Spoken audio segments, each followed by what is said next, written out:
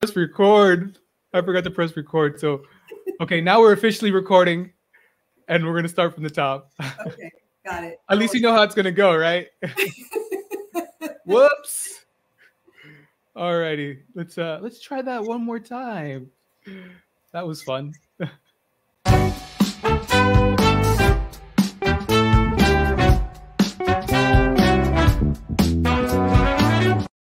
Hi, everybody. Welcome to The Empire, where we like to engage with everybody from pastors to actors, rappers to trappers, and everybody in between.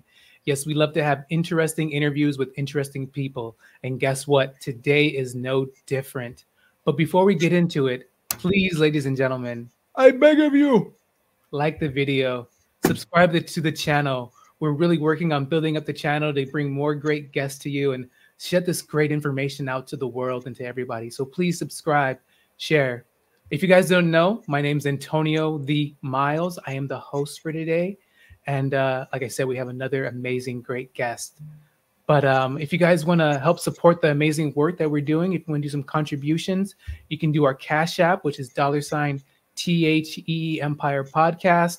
We also have Venmo, which is the Empire Podcast, PayPal, same name, the Empire Podcast, which will all be in the link in the description if you guys wanted to help do contributions, which go back into the podcast, which help bring more guests, more things possible for the podcast and for the community. But other than that, I can keep rambling on and rambling on and rambling on and rambling on and rambling on, but we're not going to do that. We're going to introduce our amazing guest, which is a government official and who has been helping our community and who is a senator. And we're so glad to have her. And her name is Senator Rosilicie Ochoa Bogh. Welcome to the Empire. Hi, thank you, Antonio. Thank you for having me here today. I'm super, super excited and honored to be your guest. We're honored to have you. And how's your day been? It's been wonderful. It's been a really, really sweet day. I'm home. I arrived from Sacramento yesterday and we had a town hall. So I didn't get home until very late, but I had a late dinner with my son. And this morning I was able to go on a sweet short ride, a bike ride, which I love to ride my bike whenever I have a chance. So it was really a nice, great way to start the day today. Got you. So where do you usually ride your bike at? Anywhere. We can go to the hills. We can go around town, just anywhere. Just love riding my bike. As long as I'm in the sun outdoors, because we're indoors all day, most of the time, reading meetings and Zoom meetings, in-person meetings. So we do a lot of work indoors. So whenever I have an opportunity to be outside in the sun, I take it. Got you. You're definitely a California girl with the sun. Absolutely. Yes. Other than, I have to say, the Latina in me loves to dance. So whenever I have an opportunity to dance, I'll take that as well. So, ¿Te gusta bailar? Me encanta bailar. Me encanta bailar. ¿Cuál estilo? De todo. Me encanta bailar de todo. Latino, pop, even a little bit of rap, but okay. I like everything. As long as it has a melody, I think it's important, and rhythm. You have a melody, you have rhythm, or lyrics that just move my soul. Oh my God, those three things. And if I can combine all three in one song, then it's I got you. You're in heaven. Yes. Got you. I love music, obviously. I got you. Me encanta salsa.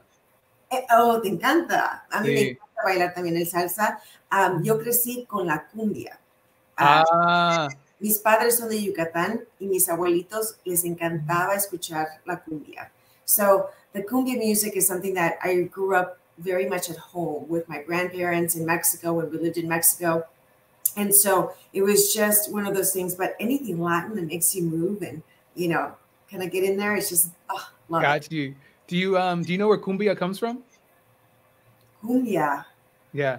I'm going to guess Cuba. Is there Cuba or the Cuban African kind of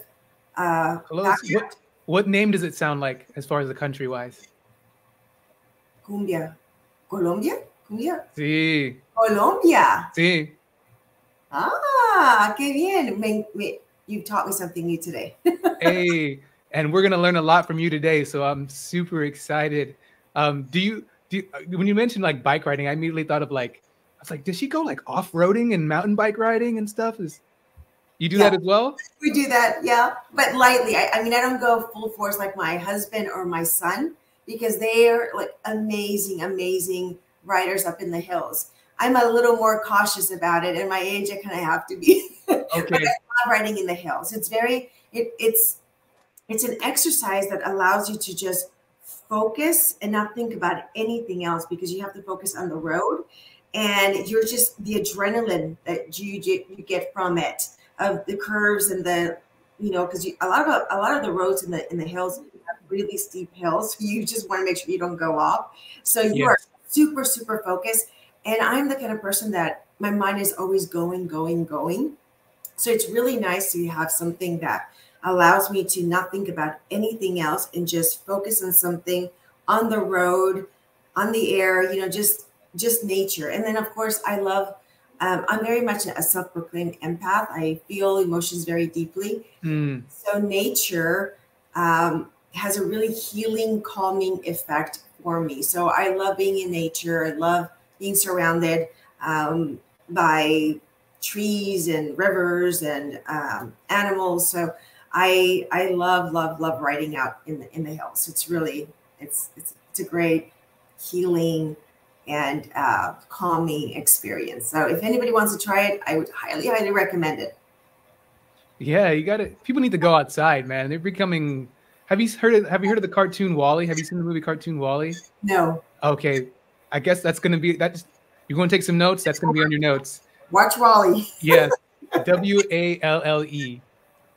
Okay. And basically, kind of talks a little bit about like mankind in the future, where they're just like fat and lazy and. Oh, the movie WALL-E. Yes, the movie WALL-E. Oh, yes. Oh, no. Yes, absolutely. And I think we're transitioning to that because we do so much. You know, we're talking about I'm indoors all day in front of a computer or, you know, in front of a desk in committees. Our life is very well for us as legislators. We're really, really always indoors and sitting down. But it's so important to ensure that we are going outside and getting our energy out and the stress out. And it's interesting because I was just speaking to my doctor and he said, you know, walking is fine, but you have to ensure that you're doing exercise that gets you sweaty, sweaty, sweaty, and your heart really hard. And it's great to do it outside because it allows your emotions and it's an outlet. It's a great outlet, just like dancing. You know, when we go out dancing and you're sweating and everything, that's a great outlet as well. And we need to do that. And I think as we've seen an increase in behavioral health issues within our communities, our families, and so forth, a lot of the times we don't have outlets. We don't have, and playing video games is not an outlet. It's not a healthy outlet. We need to be physically active. And my doctors always said, you know, our bodies were built and made to be physically active. And so for those of us that sit a lot, it's important for us to make sure that we're out there doing something physically every single day when possible, if possible. Which makes a lot of sense, you know, because that's just like, I guess, biology and our genetics, right? Yes, absolutely. We were made to be physically active.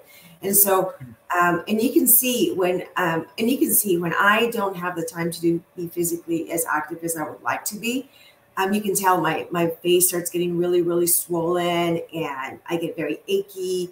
I just don't feel well. My energy level starts really suffering.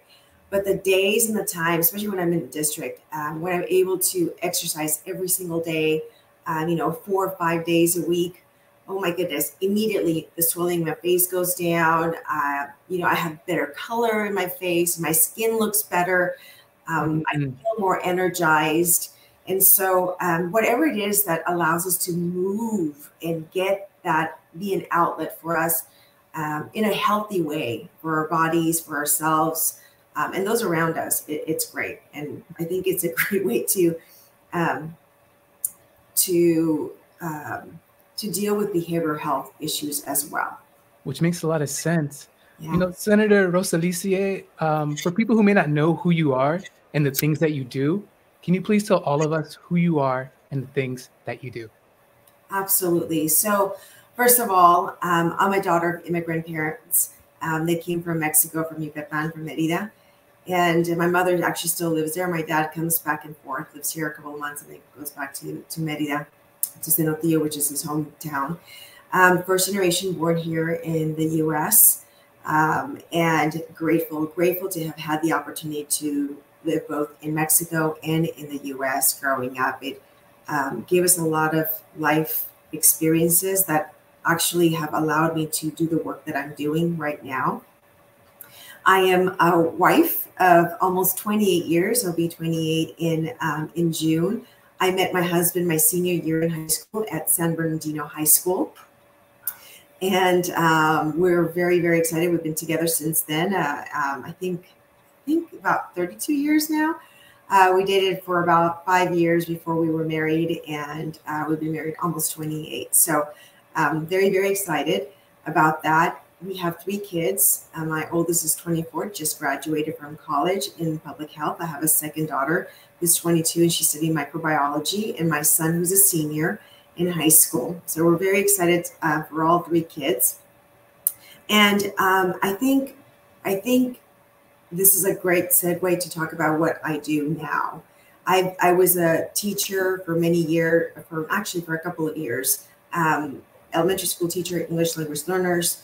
Then I went into real estate. I had my children, so I stayed home for a bit, decided to go back to the workforce, and thought real estate would allow me to give the flexibility of still be very engaged with my kids' education and do a little bit of work on the side. Did that for many, many years. Eventually, because of the work that I did and the volunteer work, I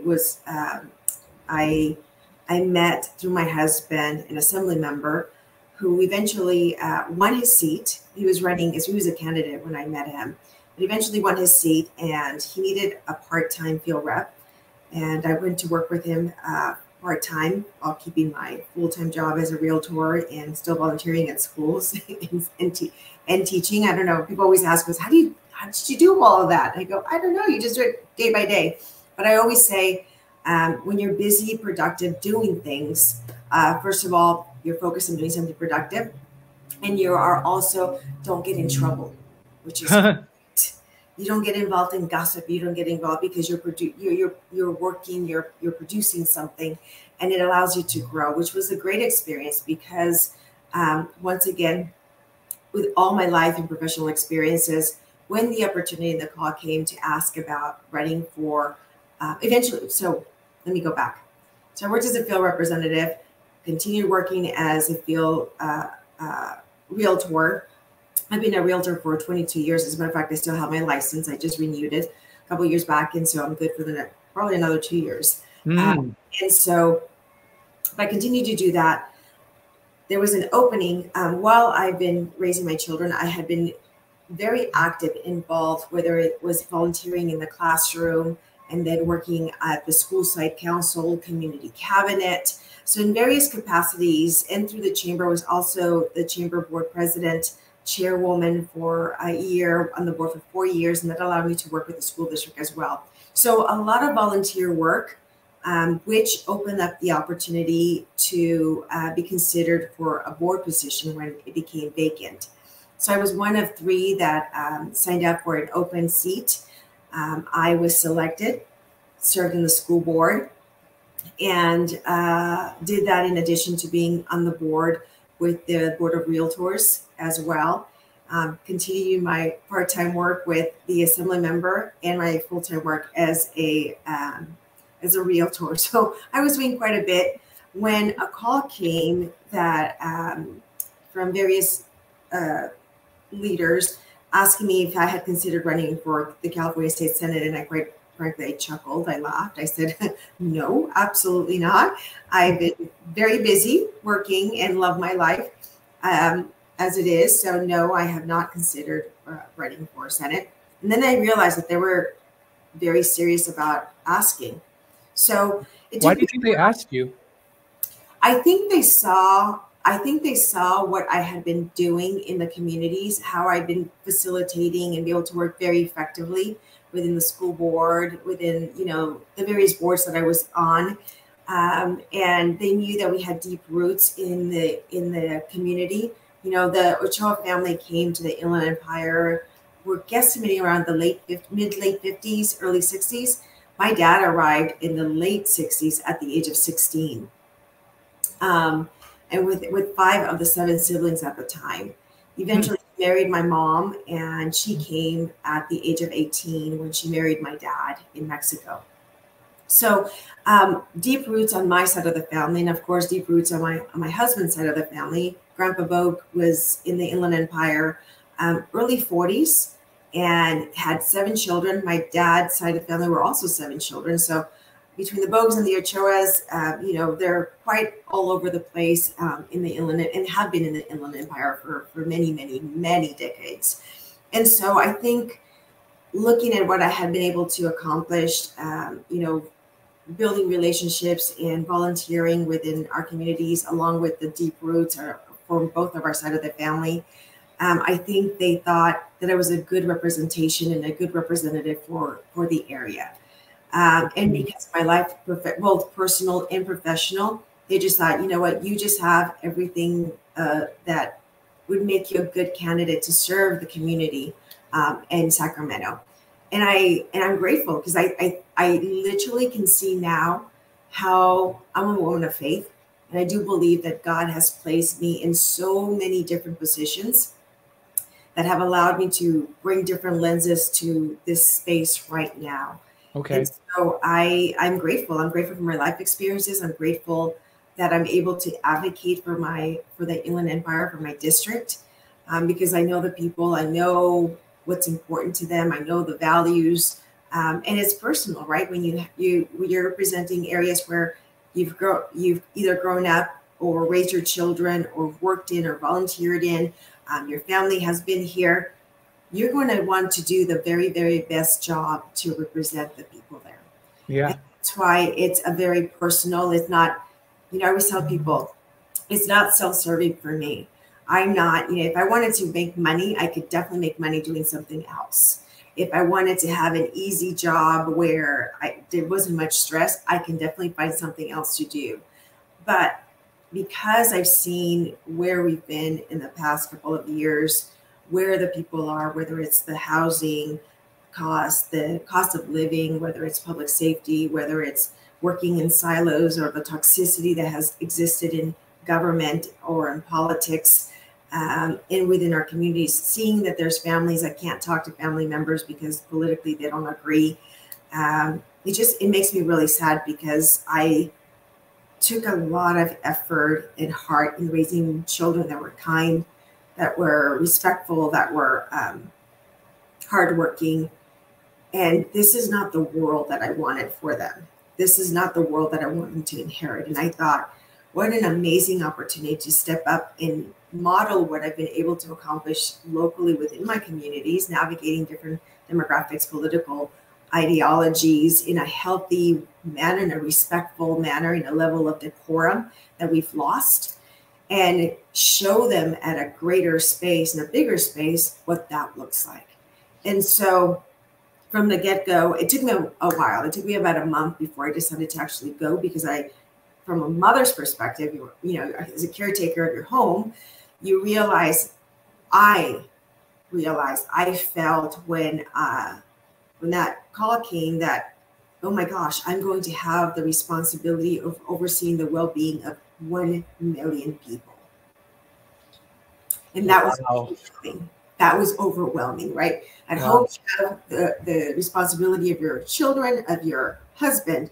But when you really think about the responsibility that you have, well, for me at least, this is the angle that I was viewing it from, or the lens in which I was viewing it, was that I was going to be responsible for 1 million people. Wow, that's heavy. You know, I'm kind of going to go back a little bit, but because you said you were married for at least 22 years, 28 years? In June, it'll be 28 years, yes. Yeah, so, you know, as you know, especially in America, divorce is high. It's like 50%, right? So what advice would you give people? And I know it's getting worse now with relationships and stuff like that, but what advice would you give people who are like about being married and to stay married and the struggles and advice that you would give for people for marriage? Antonio, I'm so glad you asked that question because it's so important to understand the importance of marriage in our society, in our culture. And I know some people say, well, I'm never going to get married. I don't want to get married. They've seen bad examples about marriage. But the reality is that for most of us, we're wired human beings that need human connection.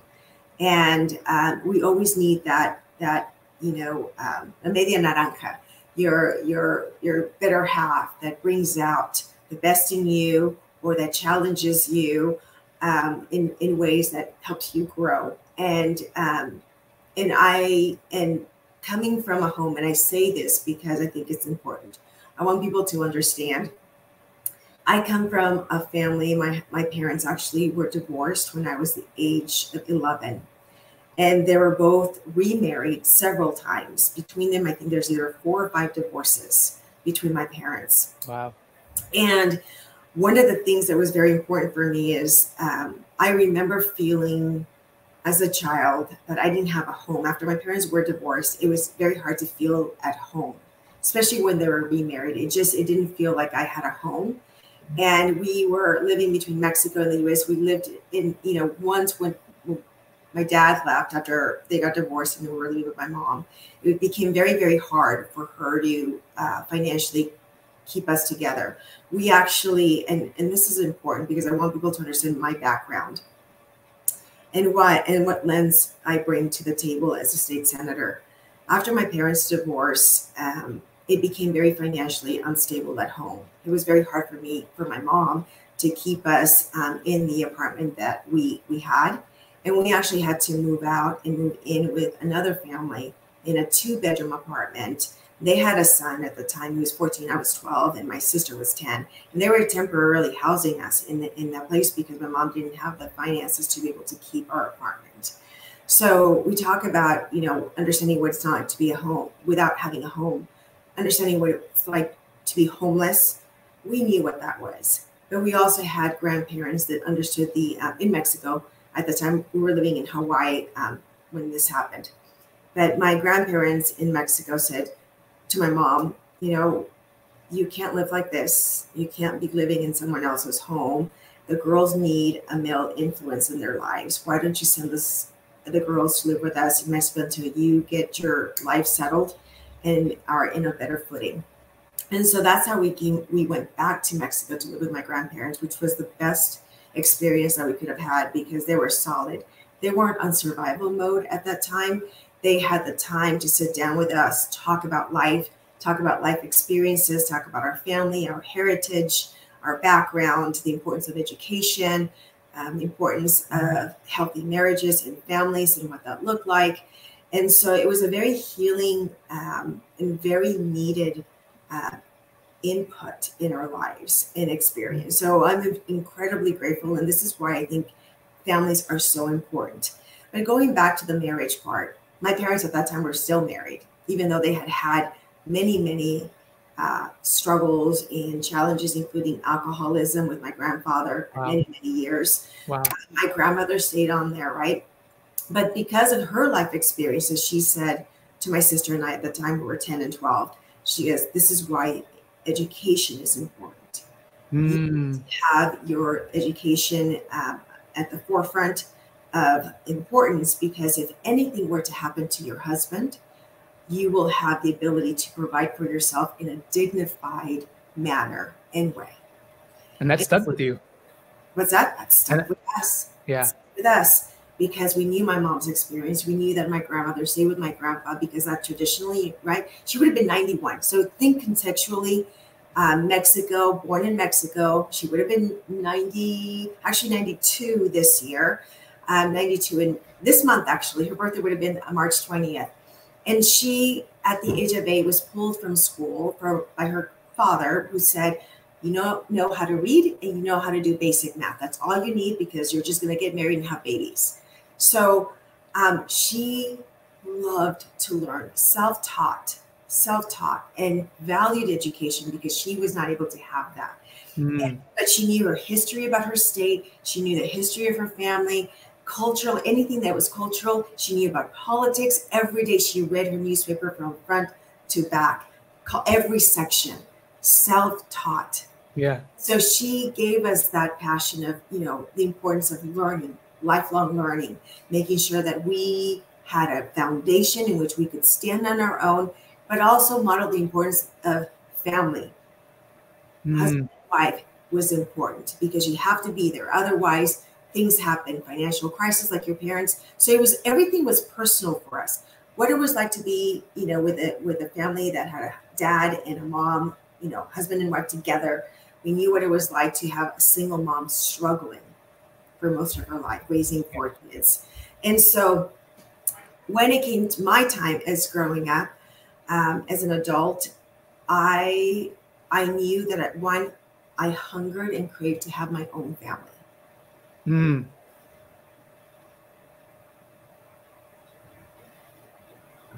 Take your time.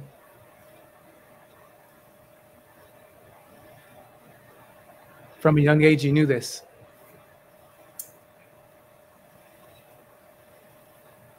And now you have it. Hey, God is good. But in that process, I did everything I could to try to understand, you know, what marriages needed to work.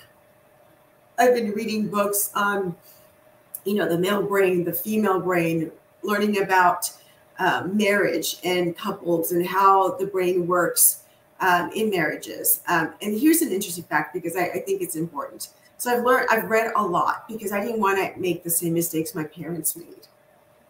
I definitely did not want to make those mistakes. So it was important for me to learn and make better choices than my parents did. And I say that with the utmost respect to my parents, who I absolutely love.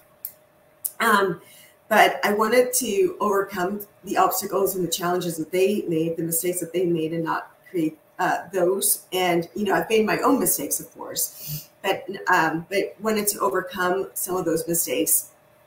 And in preparing myself, here's some things that I've learned. First of all, that marriage is hard. It's not a happy, everlasting, you know,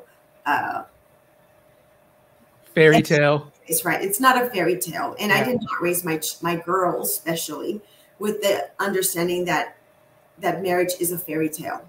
It's real life and it's hard, but it's a commitment. And you have to say, okay, I'm committed to this person. I'm marrying them because I believe that they have X, Y, and Z, which is important to me. They have to be grown-ups, right? They have to have certain values that I believe are important. And so I said, I think with them, I will be, you know, they're a good complement.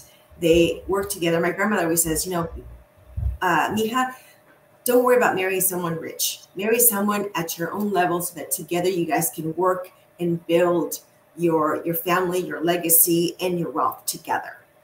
So that was important for her. And that was always in the back of my mind on that end. So, you know, we knew that faith was important to have on, you know, as a foundation, right? Because grace, you have to have a little bit of grace. You have to learn how to be forgiving, right? Because we're not perfect. We're all perfectly imperfect. But, you know, as a woman of faith, I do believe that because of the atonement, because of all of that, we have grace and we can forgive and you know, and move on with intent of, you know, having a certain basic values that allow us to complement each other in our relationship. But here's an important fact that I think it's very interesting to note. There was a book that I read that talked about how do you live and foster a good marriage, you know, to last. And part of it, they talked about the biology and the chemistry that goes on when you first meet someone, and there's the attraction and there's the adrenaline and the endorphins and all the excitement. Did you know that all of that, you know, that makes you attracted and, you know, makes you begin a relationship with someone? Actually, those chemicals and those endorphins actually start fading away, or you get desensitized between 5 in 7 years. Yeah. Now, why is that important? Because many people, especially when they've been, around with many relationships, they get used to that adrenaline moving forward all the time. And that's what they're searching for. They think that that's what a relationship is. And once that starts diminishing, it's like, I'm not in love with you anymore. I'm not as attracted to you anymore. There's no fire. There's nothing. And so it's important to note that that is just a normal course of how the brain works. And how you ignite that and how you change that is by doing something completely different and new with your partner, with your spouse, between 5 and 7 years, to ensure that that fire, that adrenaline of doing something new and exciting begins again, and you're able to continue on that relationship and growing. So have you and your husband gone bungee jumping then? Actually, yes, we have. Oh, wow. There it is. We've done bungee jumping. We've actually done skydiving. We traveled around the world. We've done, several things. We've had our children. Children are a new and exciting thing in life as well, right? And then also very important is that you when you do meet someone, you marry someone, give yourself some time to grow together and have a life together before the babies come. Because life is very different. It will never be the same once those babies come. So give yourself a good couple of years, 2, 3. My grandmother always said 2, 3 years. Give yourself 2 or 3 years with your spouse so that you can build a strong foundation of that relationship that will not be the same once you have children for a very, very long time. So some of the advice that she gave us, that my grandmother, bless her heart, she passed away just shortly after I was elected as a state senator. She had Alzheimer's and dementia, and which is why I'm such an advocate for an awareness for Alzheimer's and dementia on that end. But, just little tips right there. So, make sure you marry someone. My grandma always had this saying, to which I loved. She said, if a man doesn't marry you after 2 years, dump him. She goes, dump him because he's wasting your youth, and you don't want to waste your youth. Yeah, and the men, we like the youth. The men like the youth.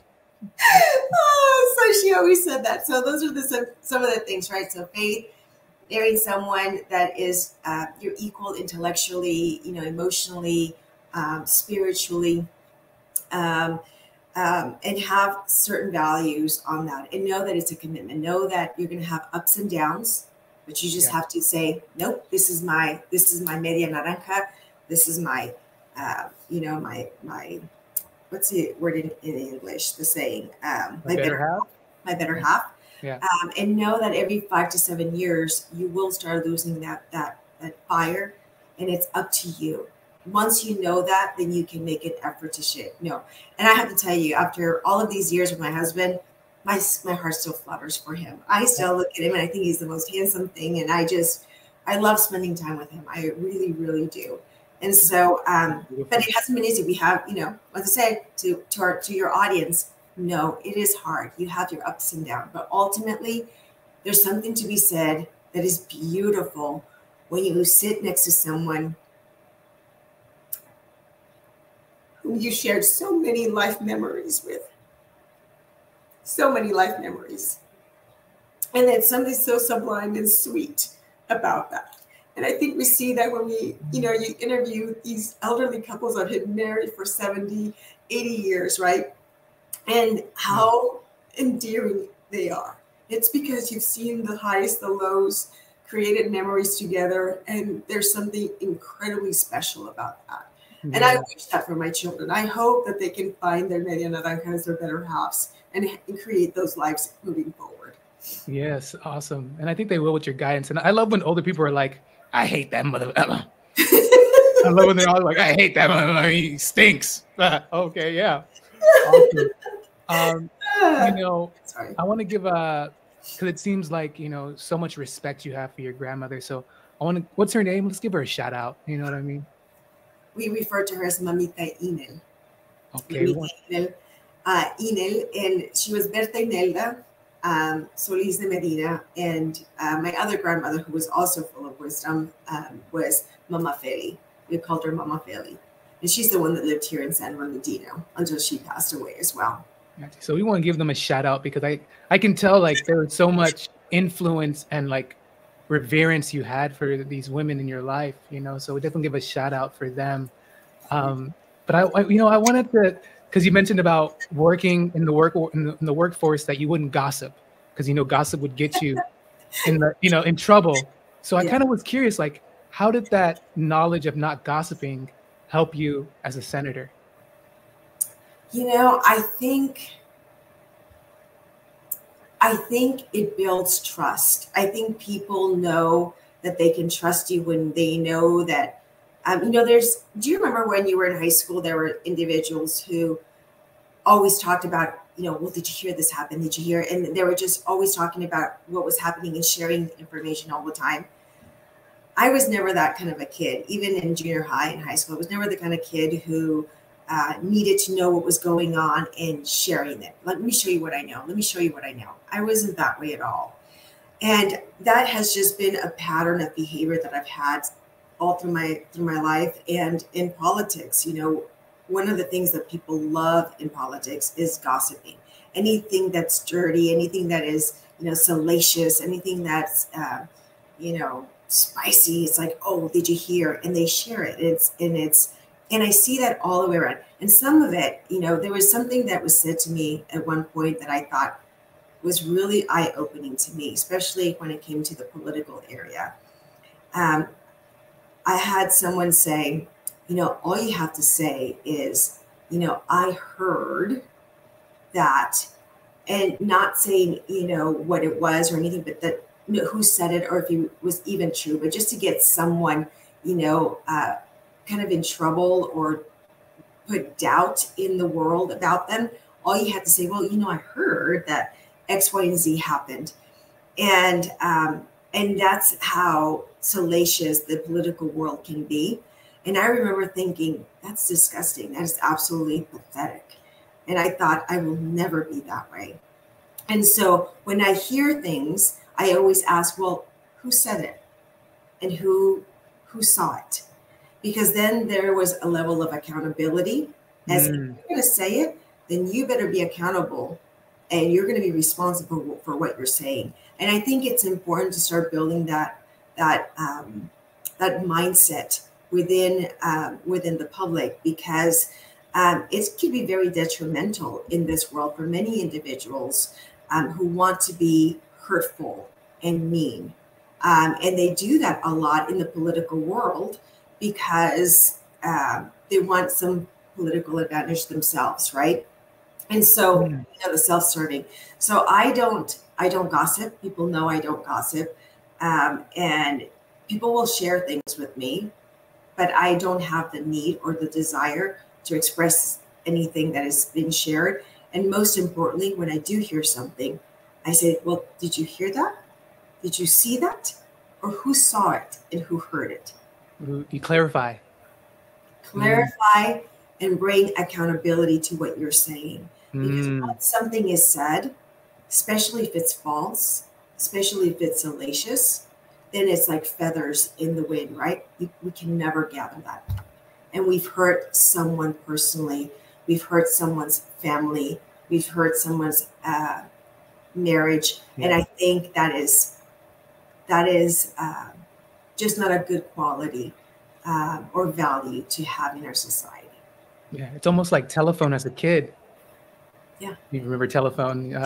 Yes. Wow, that's so gnarly. Senator Rosilicie, what are some of the roles and responsibility of a state senator? Oh, yes, let's go back to that. So as a state senator, there's a couple of big overall umbrella responsibilities that we have. So as a state senator, I'm responsible for, right now, 1.2 million people. There's about 35 cities and communities that we oversee. So we have work in the district, which is down here in the Inland Empire. And my cities right now are from Rialto, Colton, Bloomington, Rancho Cucamonga, Philin, Pinyon Hill, San Bernardino, Highland. I have all of the mountain communities, so Big Bear Lake, Crestline, Lake Arrowhead, all the small communities up there. Okay. Down to Highland, Mentone, Cherry Valley, Yucaipa. We have Loma Linda, Redlands, Hemet, San Jacinto, Menifee, Nuevo, and we have the Pass area, that includes Calamasa, Beaumont, Banning, and Cabazon. Wow. So it's a huge, huge district, right? Yeah. So two things that we do, primarily umbrellas in the district. We are able to help our constituents, anyone that lives within those cities, with any state agency, navigating any state agency. So if you're having issues with the EDD or the DMV, the Department of Motor Vehicles, or let's see, what's another big one that we have issues with, or your licensing board. If you professionally, you're having issues with the licensing board, we have direct contacts with those state departments. Anything that's state related, we have direct contacts with them where we can facilitate the conversation and get the work done more quickly. Gotcha. When you say licensing board, does like real estate license count? Yes, yes, okay. Yes. So anything state related with your work, we can help. State agencies that aid our veterans, we can help with that because there's federal and there's state work on that end. So any state agency, we're here to help you navigate that constituent. The other thing that we do is my field representatives attend events and community events throughout the district where they're literally my ears and my eyes when I am not here. And when I'm traveling to Sacramento, so between January and September, I travel back and forth from here home to Sacramento, and my field reps are in the communities, listening to the issues, listening to the good things that are happening, who's who and doing what. And then at the end of the week, they give me a report as to what's important issues within their geographical area, so that I'm aware of what's going on in the district when I'm not in the district. And then when I'm in Sacramento during those times, then we're meeting with stakeholders that are coming to talk to me about legislation that's been introduced that impacts their particular spaces. So then they tell me how the policy or how the legislation works or does not work within their spaces, so that I can advocate in having those changes done in committees or between the author of the bill or myself, or within our caucus. So we're working in Sacramento with legislation that impacts a variety of areas and spaces, and then voting on them so that they can eventually become law in the state.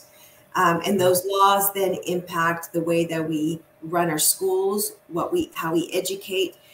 It also impacts the way that cities run their cities, what they can and cannot do within their cities. And then there's other spaces like in the businesses. We pass laws that impact how businesses are conducted, their responsibilities, what they can and cannot do. Public safety is another area. So you name it, that's what we do as far as introducing legislation to fix issues that are impacting our communities in different spaces. And we vote on laws to make law. We vote on legislation to make law. Yes. And we all live by in the state of California. Actually, wow, impressive. So I guess there's two questions that on my mind is how many state senators are there for the California? Oh, wonderful question. Thank you so much.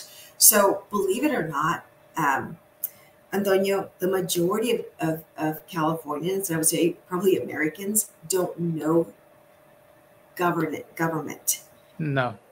California government, federal government, they interchange them, and then they don't know what each one does.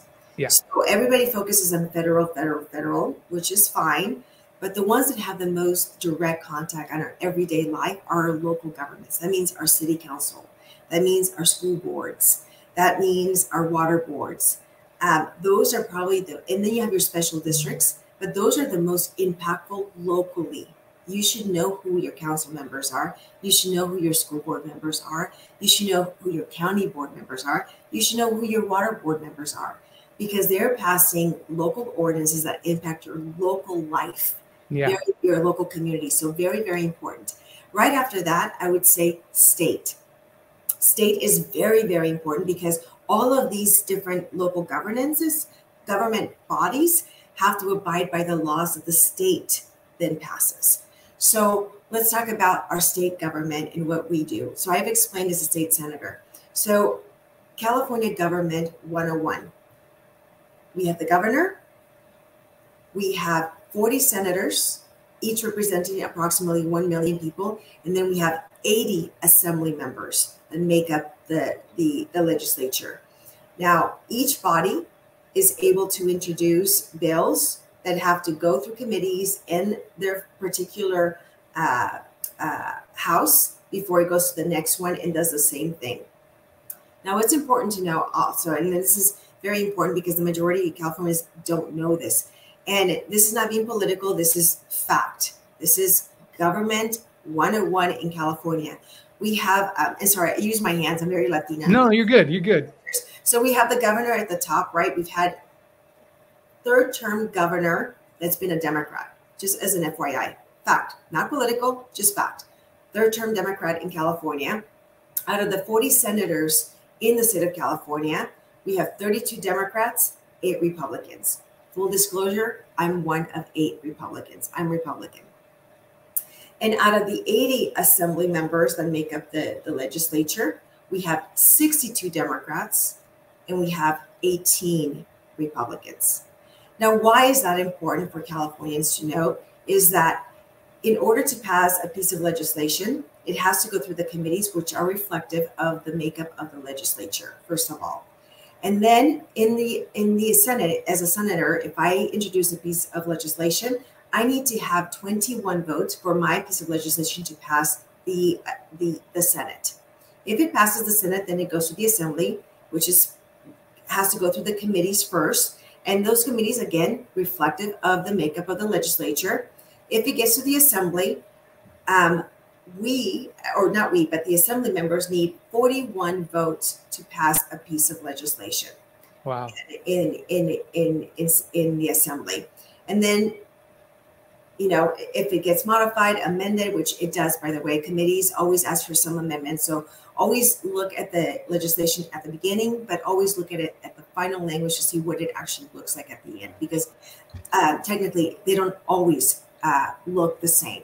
So you might think that your senator or assembly member voted like, what did they vote for this? Mm-hmm. Well, look at the final language first before you have any questions. And I always share with my constituents that if you have any questions on my final vote, or even in the committee, call and ask us, or email us and ask. I'm kind of curious why the senator voted for this or oppose that.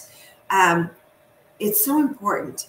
It's so important for your audience to know how to be engaged in the policy part of legislation. Well, I said policy in legislation. It's policy once you voted, it's passed and signed on legislation. But one of the things that are important to know is, one, understand government, because it really does impact your personal life, your business, your work, and your ability to speak. It's important to be engaged. Many people know who the bachelor and the bachelorette is, but they don't know who literally are making the laws that impact our personal lives. And it's important to know why that's important, because until you start losing various rights, then you think that is just the way that life is. And I'm telling you right now, we make the laws that make the quality of life that we want to live. Which makes a lot of sense. Makes absolute sense. In the Inland Empire right now, Antonio, it's important to note that the Inland Empire is the fastest growing region in the state of California.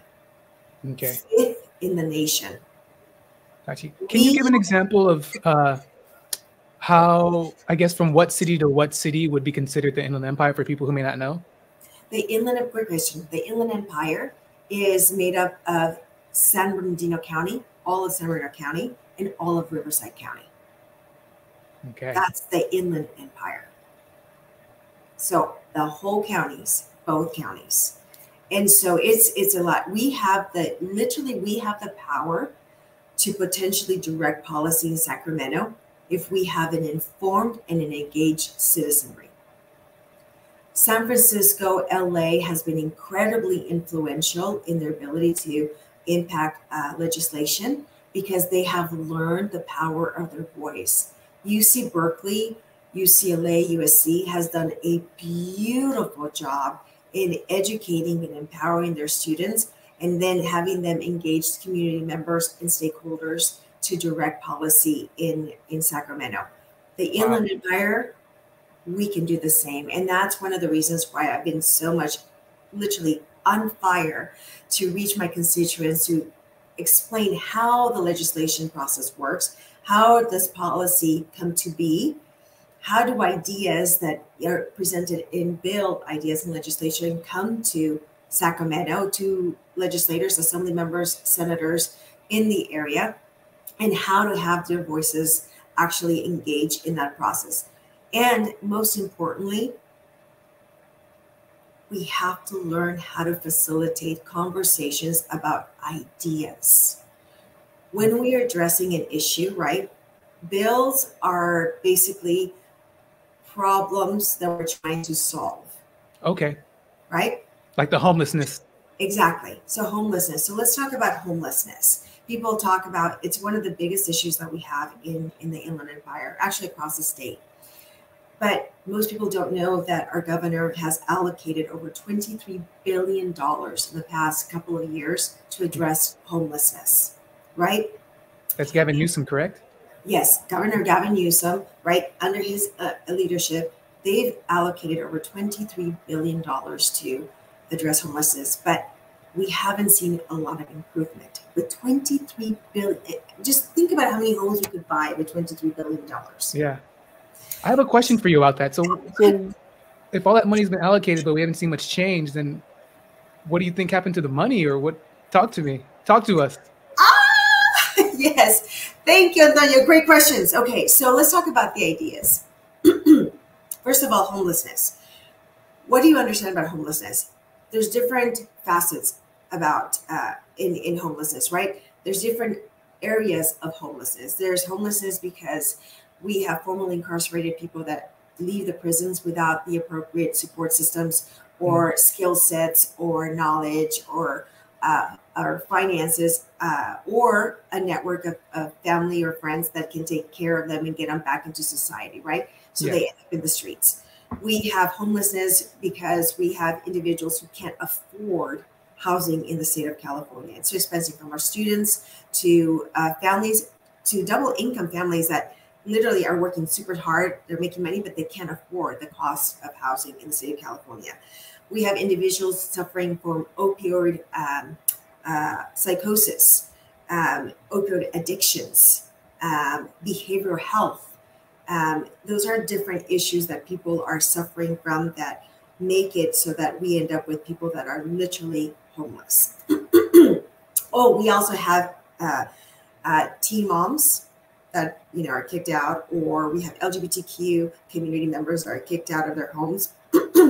And so those are the highest homeless figures and numbers. And our seniors, let's not forget our seniors who are literally on Social Security and literally can't afford, which I guess would fall into the people who can't afford housing. Yeah. Veterans as well, right? What's that? Veterans as well, right? Oh, veterans. Oh, yeah, absolutely. So all of those, and some of them are intersectional, right? Some of them are actually suffering from various of those different areas of homelessness. So multifaceted issue. Personally, one of the biggest things that I've seen in which why we're not addressing homelessness effectively is that in California we have, and this is where it becomes a little bit more on the partisan issue.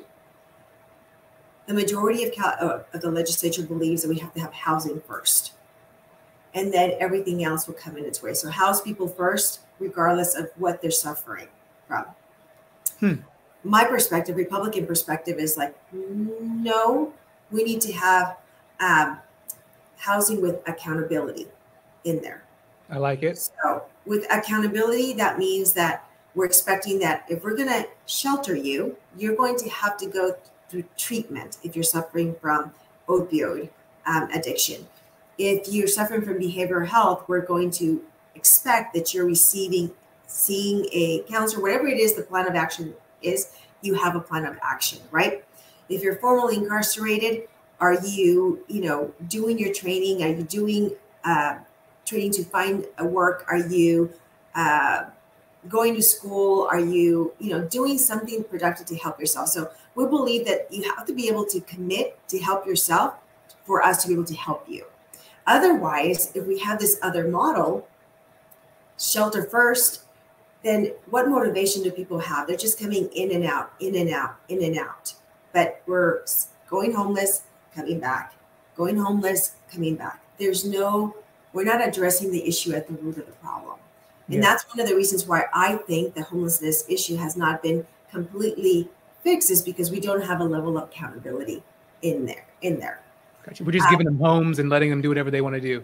Exactly. And if you look, I don't know if you've ever interviewed some of the hotels or people or the facilities that house many of our sheltered individuals, but they'll tell you, unless we commit them to getting treatment, there's individuals that will go in there, destroy the place, and leave. And it's happened here in Yucaipa, my city. We know for a fact that has happened. We know for a fact that it's happened in many, many places. So there's no level of accountability. And the thought process for my colleagues on the other side is that, well, treatment and accountability is not going to be effective unless it's self-directed, unless self-initiative, that end. And we're going, well, how many people that are under behavioral health crisis or opioid addiction, psychosis, have the ability to make decisions on their own, be fully facilitated?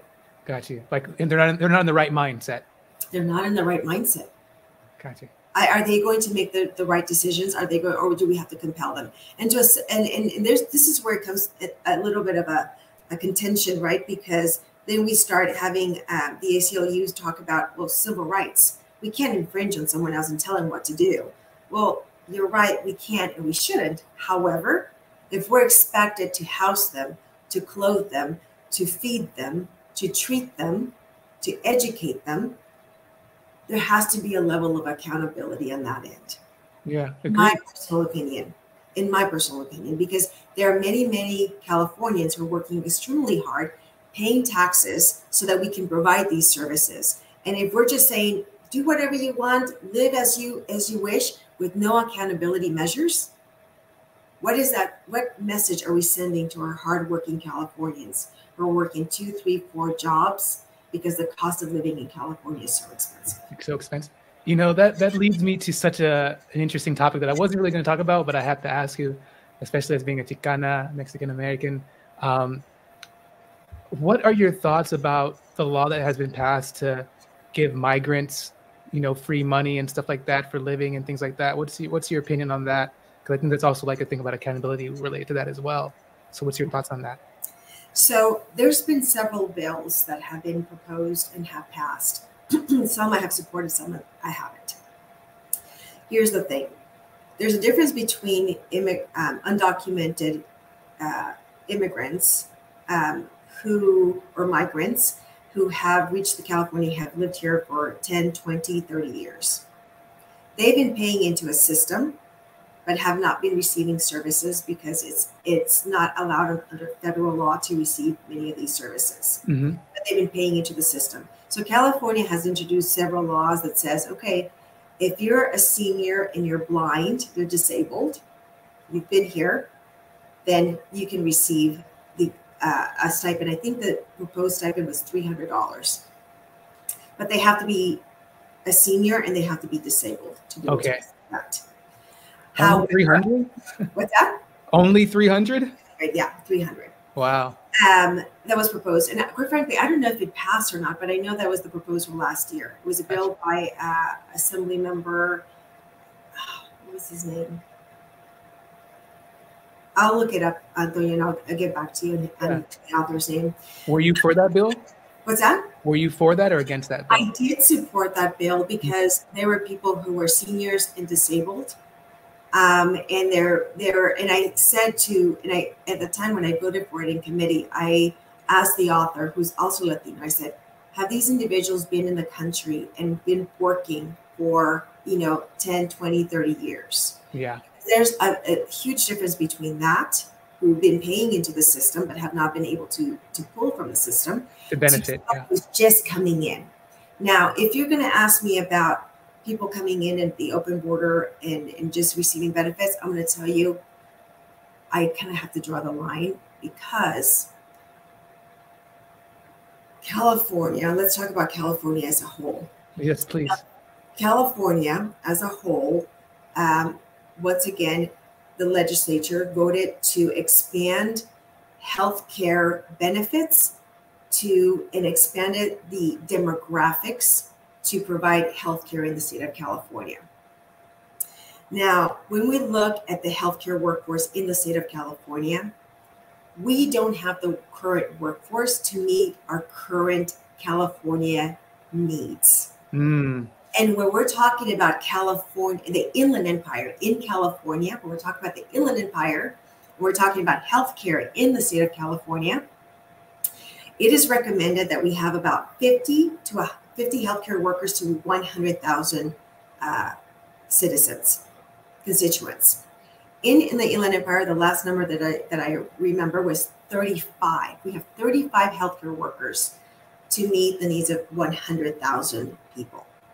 Wow.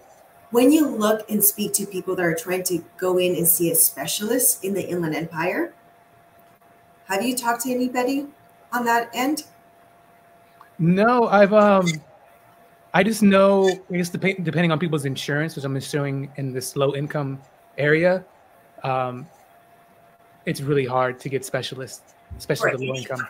Regardless, it takes 3-4 months to get healthcare from a specialist. My neighbor across the street has been trying to get in to see his doctor. Severe pain, very uncomfortable. He can't see a specialist till May. Wow. And I am heartbroken for him. Heartbroken. So let's talk about that. Let's talk about the fact that we don't have enough healthcare workforce to meet our current needs in the state of California. Now we add demographics, we add services to the healthcare system. And what is that going to do? It's going to get worse. We can't bear it. We don't have it. We don't have it. So on paper, California is saying we're offering all of these services and do all of these demographics. But the reality in practice is that we're not, because we don't have it. Yeah. Here's the other quirk that people need to understand with healthcare in the state of California. So let's talk about Medi-Cal. Let's talk about subsidized healthcare in the state of California, right? We've expanded services, we expanded demographics. Did you know that up until last year, we had not upped or increased the reimbursement rate to treat our patients in 20 years? What does that mean, up the reimbursement rate? So when you're providing healthcare, the state is providing and say, okay, we're going to have this healthcare system, kind of like insurance for our Californians. And we're going to give you to treat people that can't afford private insurance, right? It's state insurance. Mm-hmm. It's state. We're going to give you, well, they have been giving you $70 out of $1 to serve the population that can't afford private insurance. So subsidized healthcare. Gotcha. Right? Subsidized healthcare, people that can't afford, are not provided health insurance, so they get the state, people who live in poverty, get the state Medi-Cal, right? And the state is saying, we're going to increase those services for you. We're going to expand who we're serving in that capacity. But yet you're only providing 70 to 72 cents out of the dollar to provide the services. Healthcare clinics and hospitals that serve the underserved areas, who are serving probably anywhere between 75 to 95% of the population, is subsidized healthcare. Wow. And they're going to get paid 70 cents out of $1 to be able to serve those individuals. What do you think that's going to do with the quality and the caliber and the quantity of healthcare actually being served? Yeah, it's going to be down. It's not going to be serving the populations. That's why you can't see people, and and then doctors are leaving the area because they're like, I want to serve these people, but I'm not getting paid, and I can't afford to run my practice in the red. Yeah. So talk about impacting our healthcare system. huge. When we're talking about expanding and just having an open border and allowing people to just come in, we can't even take care of the people that we supposed to be taking care of in the state of California. Our veterans, our seniors, our people with disabilities in our state. We can't even fully fund those different agencies in those different areas. And yet we're thinking that we don't have a responsibility to ensure that the border is secure, that countries, their home countries, are responsible to care for their people. Okay. And as I said, California is incredibly generous, but we don't have, one, the financial means, especially now with a $68 billion deficit that the state is facing. Wow. 68. And then with that, the fact that we don't have the workforce. Even if we have the financial means, Antonio, we don't have the workforce to meet the needs here in California, and much less so in the Inland Empire. Yeah. If anything, Inland Empire is probably like last on the list if you get anything. Exactly. So last year was the first time in 20 years that the legislature said, okay, we're going to increase the MCO tax. And I kept asking, well, what does that look like? What is the reimbursement rate on that end? And they were kind of guesstimating. They didn't give me a final amount, but they were guesstimating about 80 cents out of the dollar for reimbursement. Okay. And you can imagine how everything is inflation is huge, right? Inflation has been going up on every single department. So when the state is not meeting the needs of the reimbursement and really saying, okay, well, you want to provide all the services, but pay up. We're not, I say we, because I'm part of the legislature, but not part of the process. They're not doing it. And then because of the deficit that we're facing right now, they are putting a hold and trying to rethink about what they're doing with the MCO tax. And mind you, last year they also approved I believe it was $150 million. I think it was $150 million. It was either $150 or $250 million to help hospitals that were at the brink of closing because they can't make the money to treat the patients. So very, very big, and it's very complicated. I'm trying to give you the very slimmed down basic understanding of what the thought process is about, giving money to people that are undocumented or coming in. We can't afford it. We don't have the means. We don't have the financial means to be able to do that. We can't even fully fund our healthcare that we're supposed to be promising to serve. We're not fully funding our schools. We're not fully funding our state agencies. We're not fully funding our public safety agencies. We're not fully funding anything in our state.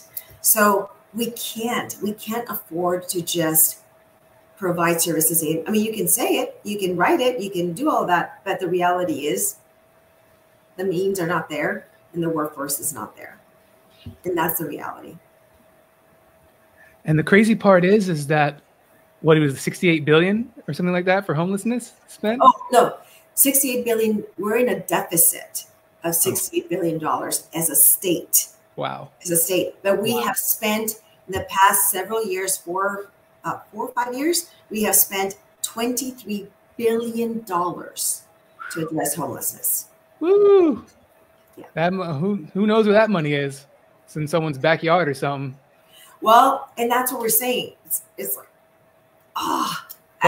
Go ahead. We need accountability.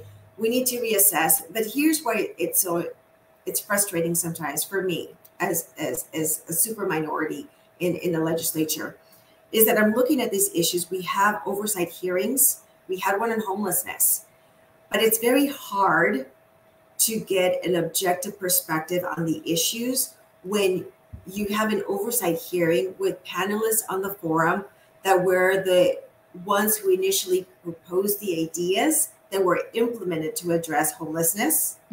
So it's a silo, right? It's an echo chamber. Instead of bringing people up from the outside, from different perspectives and bringing them to talk about the issues, we're speaking and saying, well, no, it's working, but we can't compare this. We can't see this. It's just, and that was the frustrating part for me this last time when I had that the homeless oversight hearing on housing and homelessness was a combination. Because to me, once I realized, wait a minute, you folks are giving opinions. You folks were the ones that put these policies into place or recommendations into place. How can you give us an objective perspective on whether or not these issues are being addressed? But I do want to say, because of the money that has been spent and the issues that we still see with homelessness, I, along with 2 or 3 colleagues of mine, senators, wrote a letter asking for an audit to be made to see, and we had to narrow it down to certain cities, but we wanted to see how that money was spent, what programs were effective and not effective, to have a level of accountability and more insight into it, because we're looking at each other going, how much more money do we need to spend? And mind you, Antonio, we had 2 years prior to this deficit of $68 billion. We had 2 years with one $80 billion surplus and another one with $100 billion surplus. 2 years. Wow. Wow. This is post COVID, right? Post COVID. Yeah. 22 and 23. Wow. Wow. You know, I have to ask this question because, you know, we mentioned a lot about both sides, about kind of, you know, you being in the minority as the Republican candidate. And I guess the question that I have, I guess is 2 of them, which is, in your opinion, what do you think is the difference in the mindset of a state senator that is Republican and a state senator that is Democrat? Wow. I think that's going to have to be a separate show, Antonio. Okay. To be continued. To be continued. I'll give you a short of a distance, but I think that in itself deserves a show in itself. Okay. And the reason being, and I'll give you just the generalities of how I see the difference between how my colleagues operate and how we think. So let's take the cost of living, first of all, right? The cost of living, everything's super expensive. Housing is expensive. Food is expensive. Gas is expensive. You name it. Everything has gone up in the state of California. And by the way, much of that is the result of policy. Of course. Policy. But people don't get that. And I'll share with you why the difference is, right? Everything's super expensive. My colleagues will I'll give you one scenario right now. My colleagues were wanting to give a voucher that would increase, that would give women a $20, I think it was a $20 stipend voucher for feminine products, right? Okay. Because cost of living is expensive. Well-intended, right? Want to be helpful because it's expensive. A lot of women are trying to go to school and trying to work, single moms, you know, with multiple daughters. It's very expensive. I get it. Very, very simple. Here, they want to provide government voucher for you to be able to get your feminine products. Republican mindset, my mindset.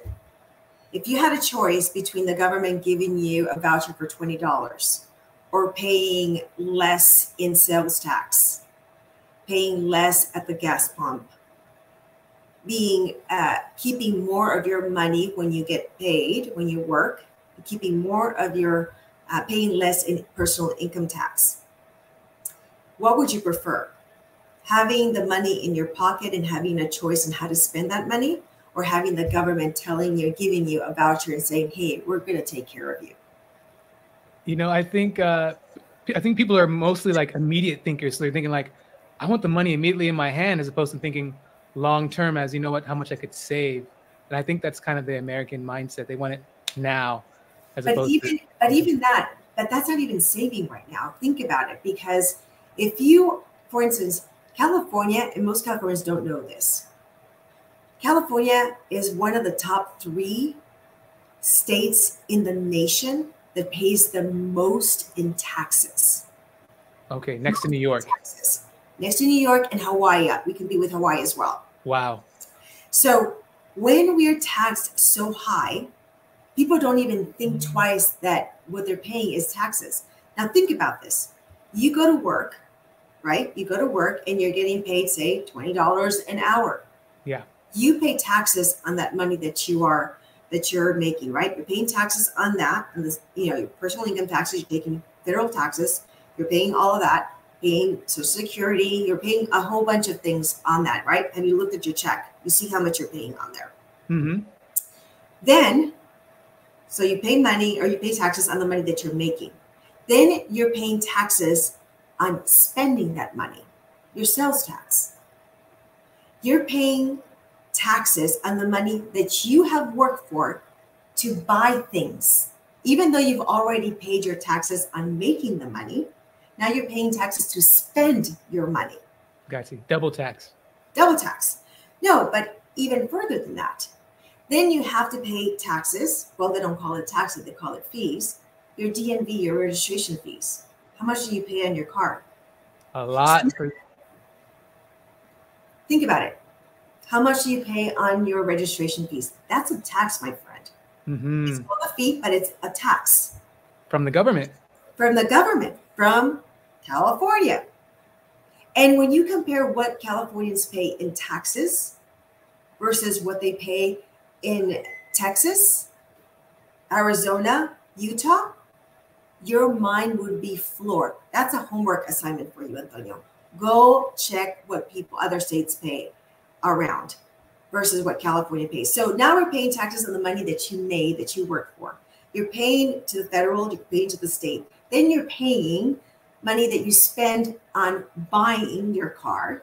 And then you annually pay taxes to ensure that you keep you're keeping your car, mm-hmm. right, annually. And then you're paying taxes and fees on your house, your property taxes. Yeah.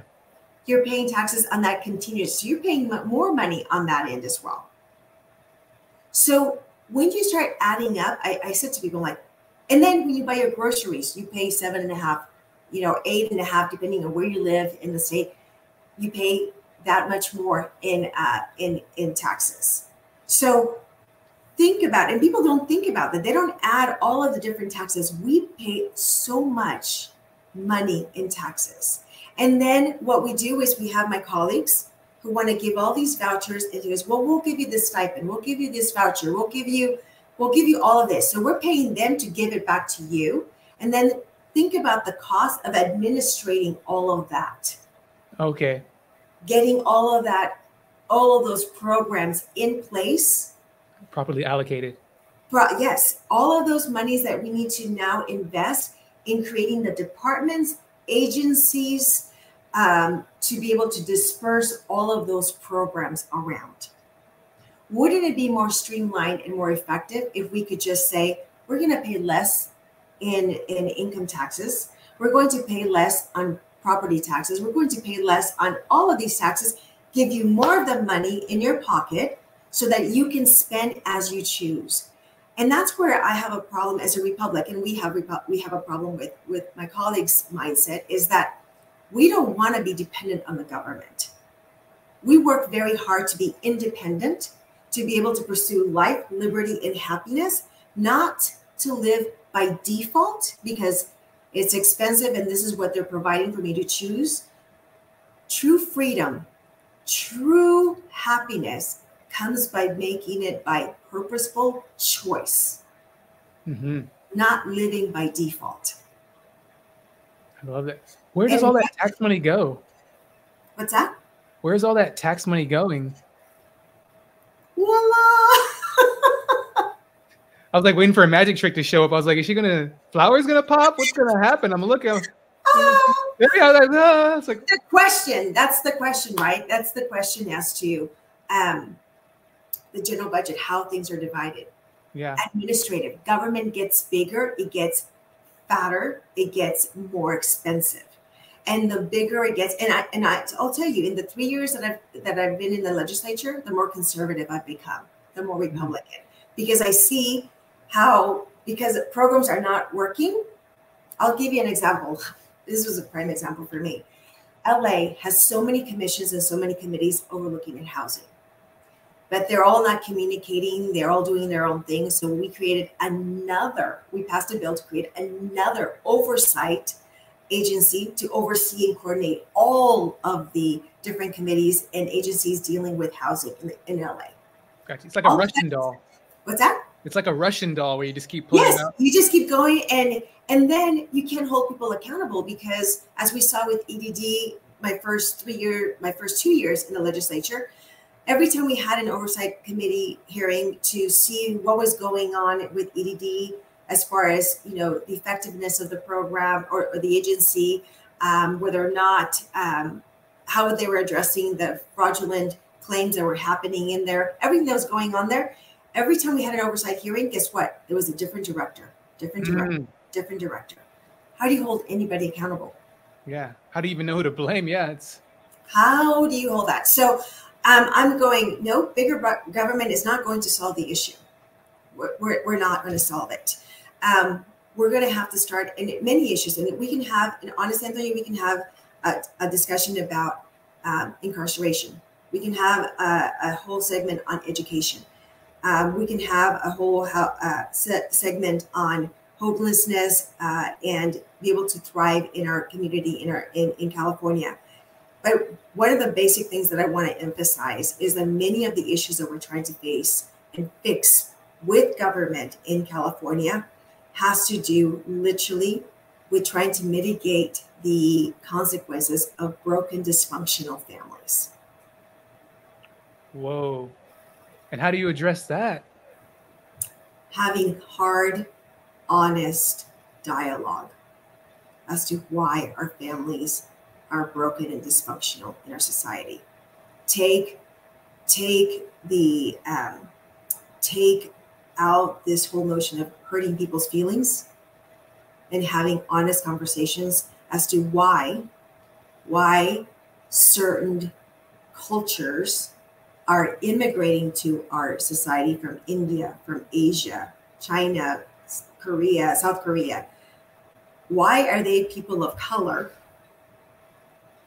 immigrating to this country, immigrating to our state, and being able to be financially successful entrepreneurs, homeowners, and making it? And they look out for each other. They look out for each other. Family units. I was just speaking to a gentleman from West Africa, driving an Uber. I was taking an Uber, and he was from West Africa. And I said, so tell me about your home country. I said, how did you come to the U.S. and what made you come to the U.S.? And he said, I came to the U.S. 37 years ago at the age of 23, with the blessing of my parents, and having borrowed $700 at that time from my parents to come to the United States. And I said, really? And what made you come to the United States? And he shared his story. And I asked him, I said, sir, would you mind tell me about the values and what's important in your country? Like how do you, when you talk about your heritage, your culture, what is important to them? He said, family. Family is important. He goes, I've been married to my wife for 38 years. She is my best friend. She's my confidant. She is, the way that he spoke about his wife, I thought I should be recording this. And if I ever get to meet his wife, I hope she hears how he speaks about her. Talks about the importance of his wife. And then he went on to talk about, of course, obviously that meant his marriage, right? He didn't say marriage, he said his wife. And then he talks about the importance of his children, family. He goes, our children, education. He goes, education is important. And then he started talking about the accomplishments of his kids, first generation born here in the U.S., right? Their accomplishments in education. And then he talked about discipline. He goes, in my country, discipline is important for our children. He goes, we never disrespected our elders. Whatever mom, grandma said, aunt said, we listened. We listened, or else we got disciplined. Yes, very much so. He said, he goes, and when we were out in the community, discipline didn't just come from our parents. If someone saw us doing something stupid, discipline. Yes. Discipline. So he goes, respect, discipline is important. And I said, so what do you think about here in the U.S.? What do you see? And he goes, there's no discipline. Nobody disciplines the children. Everybody's doing whatever they want. So that was interesting. And the final thing he said, he goes, faith. Faith is important. You know, I grew up in a household where we read the scriptures. It was important to read the scriptures. And I said, wow, that's so interesting. Because and I failed to mention this earlier. He did say, he goes, my culture is very much like your Latino culture. And that's when he started talking about, you know, his wife, his family, his children, education, discipline. He also talked about the work ethic. He says, my wife and I, we own 3 businesses. He goes, I'm driving this because she's working. My wife is a nurse practitioner. And we have 3 businesses, and I forget how many employees he employs several employees. He goes, but what am I going to do at home? I don't want to sit around and just watch television and sit in my couch. No, I can work and I can make tonight $150. That's might not be a lot of money, but that's a good amount of money that I can do a lot with. Yeah. $150, or I can sit at home and just watch TV and do nothing and not be productive. And I thought, wow. And so I actually gave him my personal cell number and I said, sir, I would love to highlight your story. We have to elevate your story as an immigrant to this country from West Africa. I said, you have a beautiful story. I am so impressed with who you are and who your family is. I go, we need to share your story of success, of achieving. I said, because you are truly the epitome of the American dream. Facts. It's 100% facts. And oh man, I lost my train of thought. Yeah, I lost it. Oh man, I was right there too. It's okay. It's okay. Because I know there's a reason why I brought it up. That it'll come back to me. Oh yeah, we're talking about families and the failure of American society. So I remember hearing something saying that strong families make strong communities, which makes strong societies, which makes a strong nation. Yes. And so since we don't have a strong family, everything starts to crumble after that. Yes. And then we try to fix it with government, which is not very good about fixing issues, because as I talk to people in my town, Antonio, I welcome you. I invite you to come to one of my town halls because we talk about all of this. We talk about these issues because I really want to start facilitating the conversation of ideas and empowerment in governance. But I talk about legislation, right? We talked about, and I failed to mention this. So out of the 40 senators, by the way, from the 40 senators, we're allowed to introduce up to 40 pieces of legislation in our term, right? So do the math on that, right? 40 pieces. How long the term? Every 2 years, actually. And the term is 4 years. Okay. So 40 pieces of legislation every 2 years as senators. So do the math. Okay, 20 a year. Yeah. And then we are able to bring forth, as assembly members, there's 80 of them. They're allowed to bring forth 50 pieces of legislation every 2 years. Okay. Do the math. Okay. We are introducing a lot of legislation that is encroaching on the autonomies of families, personal freedoms, with the intent of fixing issues with what I call Band-Aid, warm Band-Aid, fuzzy Band-Aid legislation, instead of addressing the root causes of many of these issues. So I ask people to start thinking differently about legislation beyond the warm fuzzy titles. I want people to start looking as to, well, what does this bill do? What problem is it trying to solve?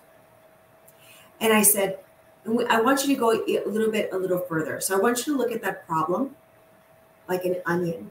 And I want you to peel that onion back a little bit. And I want you to think about, well, what's causing that issue that we're trying to solve? And I want you to peel the onion a little further and think about, well, what's causing that particular problem? And I want you to think about the problems that we're trying to solve like an onion and peel them back as far back until you get to the actual root of the problem that we're trying to solve. And ask yourself, is this legislation fixing the root of the problem? Or is it just a Band-Aid, a warm, fuzzy Band-Aid legislation to make us feel good? That would be something. And most likely it's the latter, right? As opposed to the former. Well, you know, and I want to ask you about some legislation that you have put into the world. Which ones are some of the most proudest ones that you saw get accomplished throughout your term? I think the ones that had to do with education, quite frankly. Education, I think, is foundational to our communities, to the ability for human beings to thrive. And regardless of physical, mental abilities, I've done some legislation that had to do with trying to improve the ability to teach our children with disabilities in a more inclusionary way. I think that's important for me because they're one of the most vulnerable ones that we have there. And right now I have a package of legislation that's coming through that has to do with education as well, with regards to math in the state of California, because as you probably already know, Antonio, the STEM careers are probably one of the highest paid careers that we have currently in our state, in our nation. And right now, with the revamping of the math curriculum last July, we actually changed the goalpost of the math curriculum expectations in our state in order to supposedly, according to a gentleman in leadership that was in a panel during one of my committees, to help our Black and Brown community members achieve higher education. Okay, so basically you're saying they lowered the scores to make it more passable for people. The standards. So instead of, having, for instance, requiring Algebra 1 in Math 1, Algebra 1 or Math 1 in 8th grade, they say not required anymore. We're going to change calculus to data science, and that will prepare our students to reach, four-year universities. Well, the professors from the departments of engineering from UC Berkeley and other deans, professors up in UC Berkeley wrote a letter and said, this math coursework is not going to prepare our students with the rigor necessary to meet what is supposed to be accomplished in our majors here at UC Berkeley. It's kind of related to it's kind of related to like the No Child Left Behind situation, right? And in what respect? I thought correct me if I'm wrong, but I thought the No Child Left Behind situation was that like, no matter what grade your child gets, we're going to move them forward. It could be.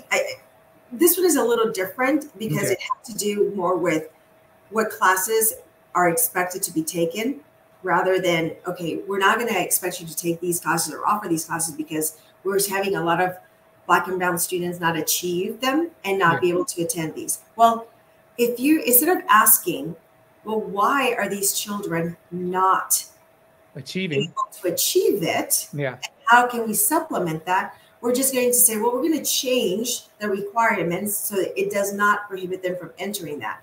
But then it doesn't talk about the fact that once they get to UC Berkeley, if they were to choose to go into the engineering department, they wouldn't have the mathematical foundation to be able to be successful. So what happens, Antonio, when you are taking a math class for a requisite for a certain major, and you can't hack it? What are you going to do? I'm going to go to the bathroom and smoke some weed. Back in the old days, I guess. But, we're working with the story. You got to make the story engaging, realistic. We're an empire realistic here, you know what I mean? Okay, well, some people will choose that. Some people will default into other majors because they're going to say, well, I can't hack that. That's too difficult. I'm not going to pursue that major. I'm going to go to something that's a little easier. Yeah. And this is where I talked earlier about, I believe that true freedom, true pursuit of happiness is purposeful. It's by choice.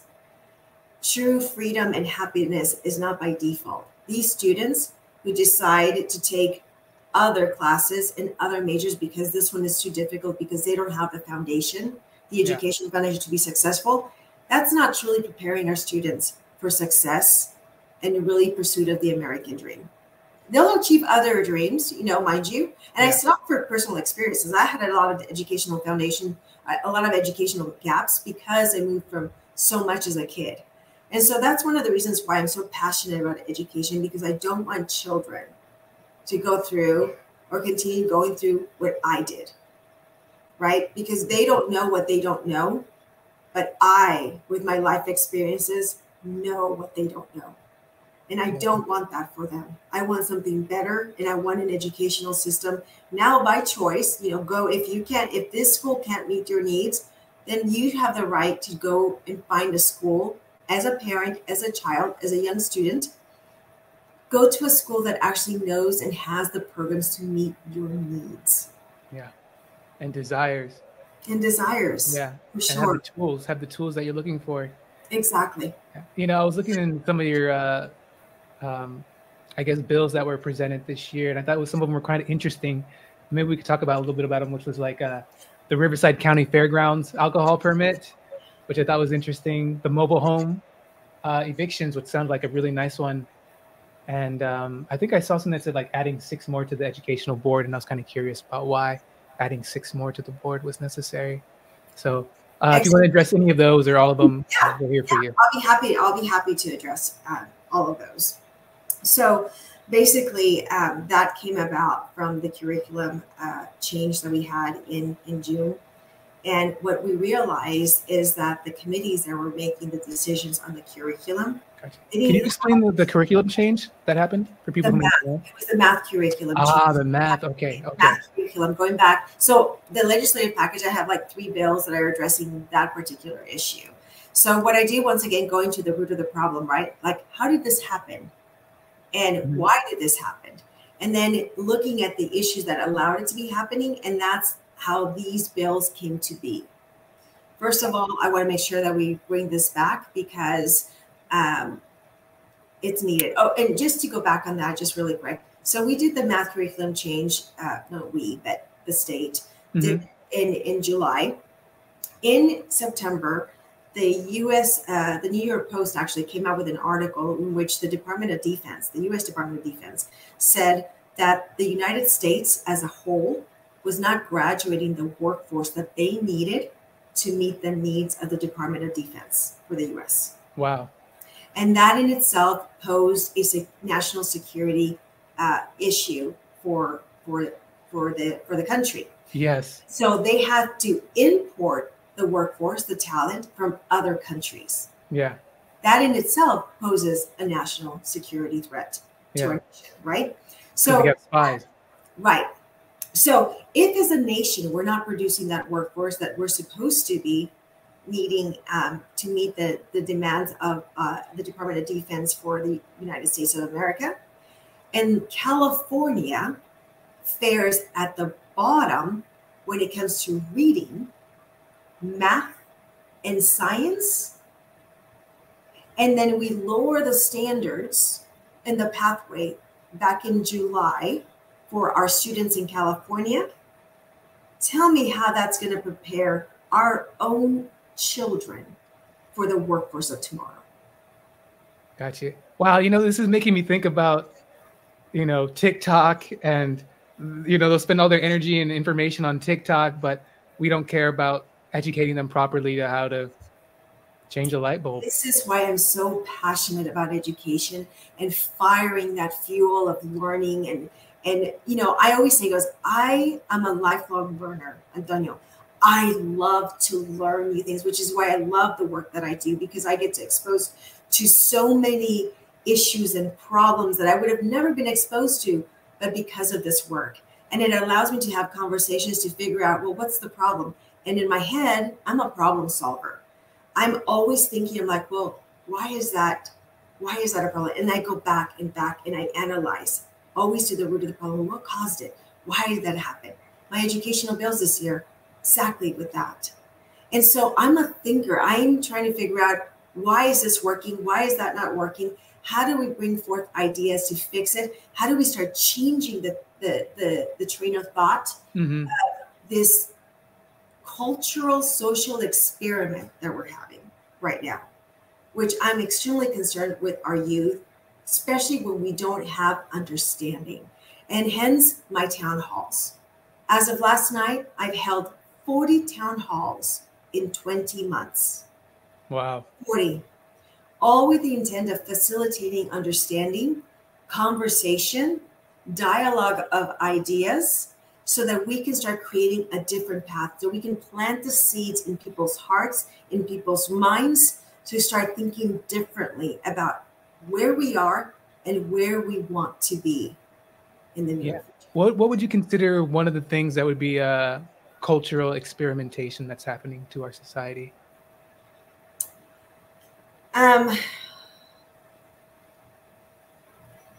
Let's think about critical race theory.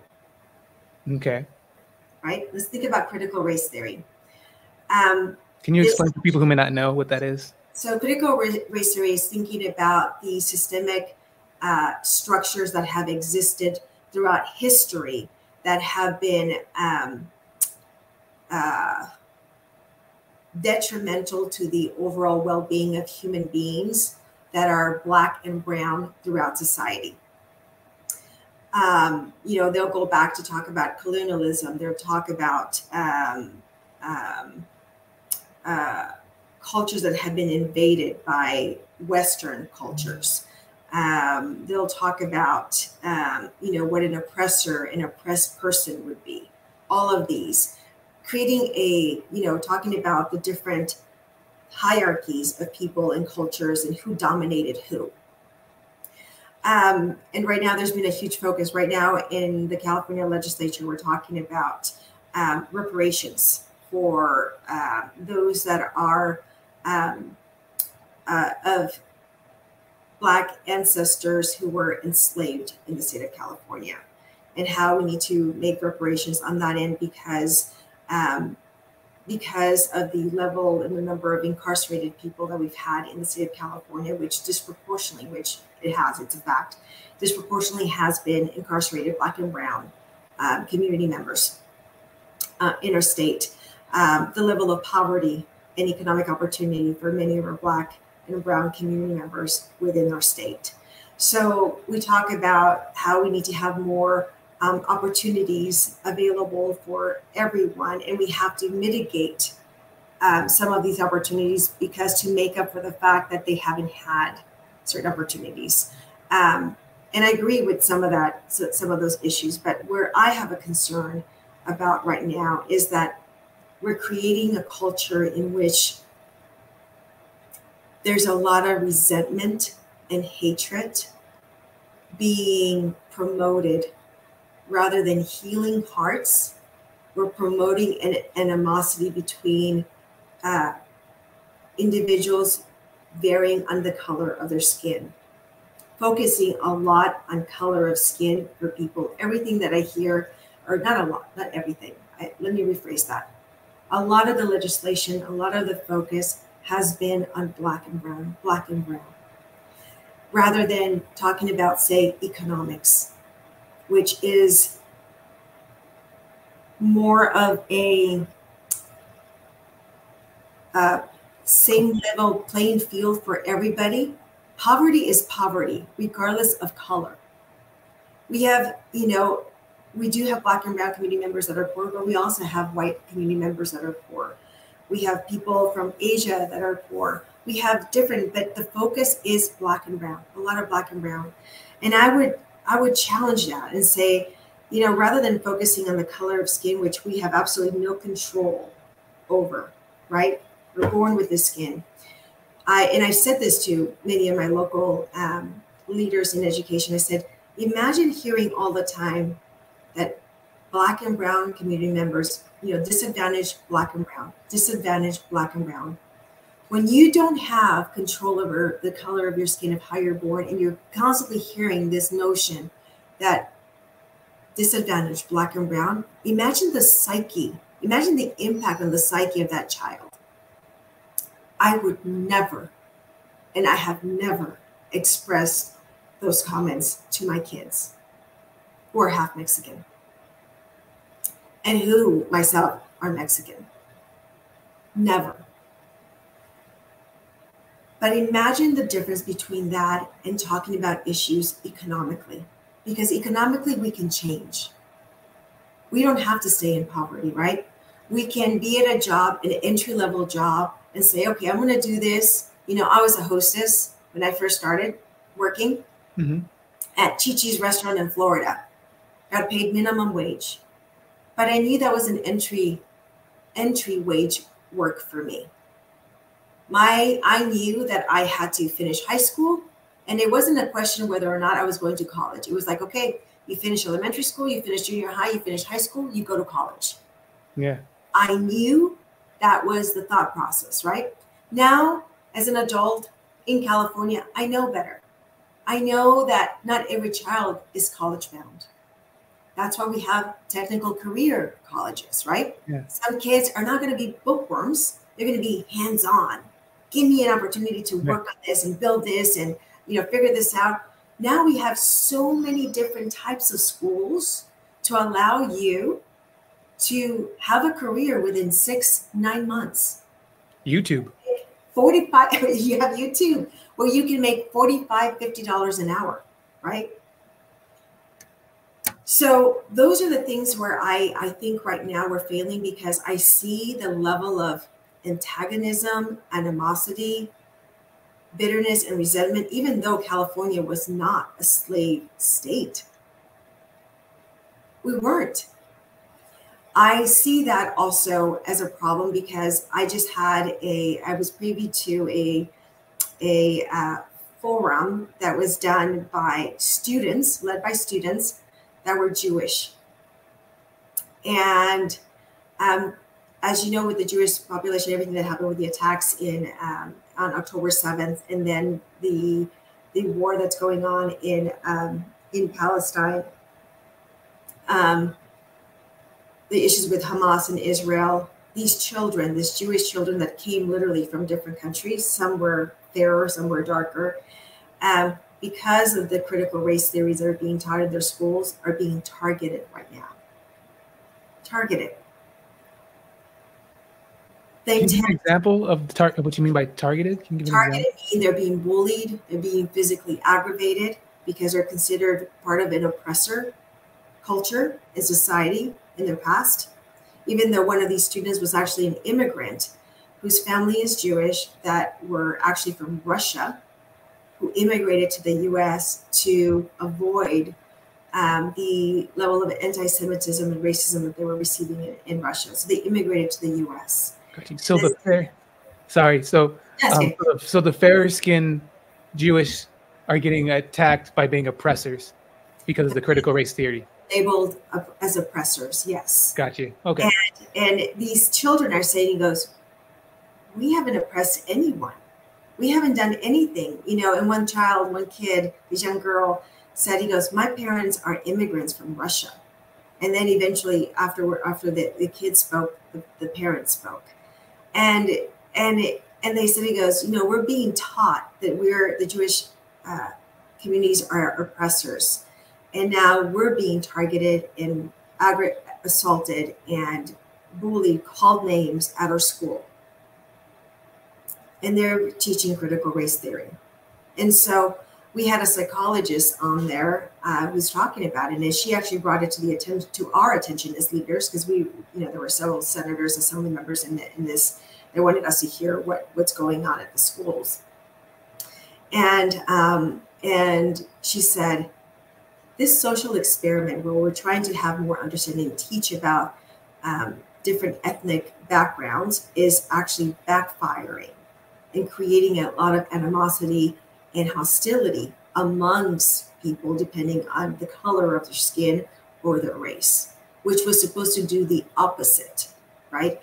It was intended, with critical race theory and even ethnic studies interstate, when the author, Assemblymember Medina, passed it, I think it was my first or second year, passed it on the educational committee when it was going through the committee.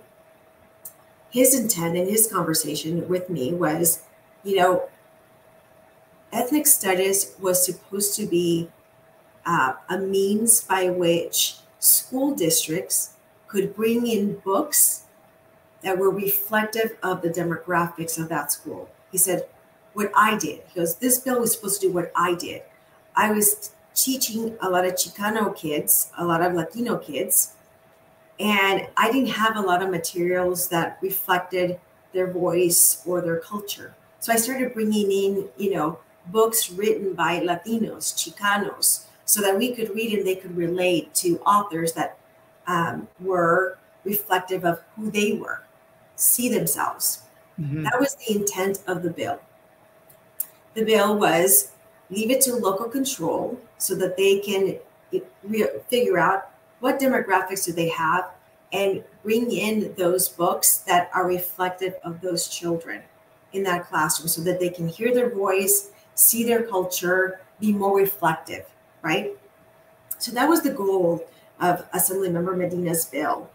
But I remember at that same committee hearing, my colleague wanted to make sure that there were safeguards and parameters that would protect from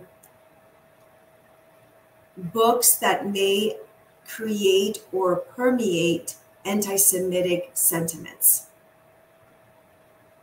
Okay. That was his concern originally. And at the time, what's that? I said, that's interesting. Right?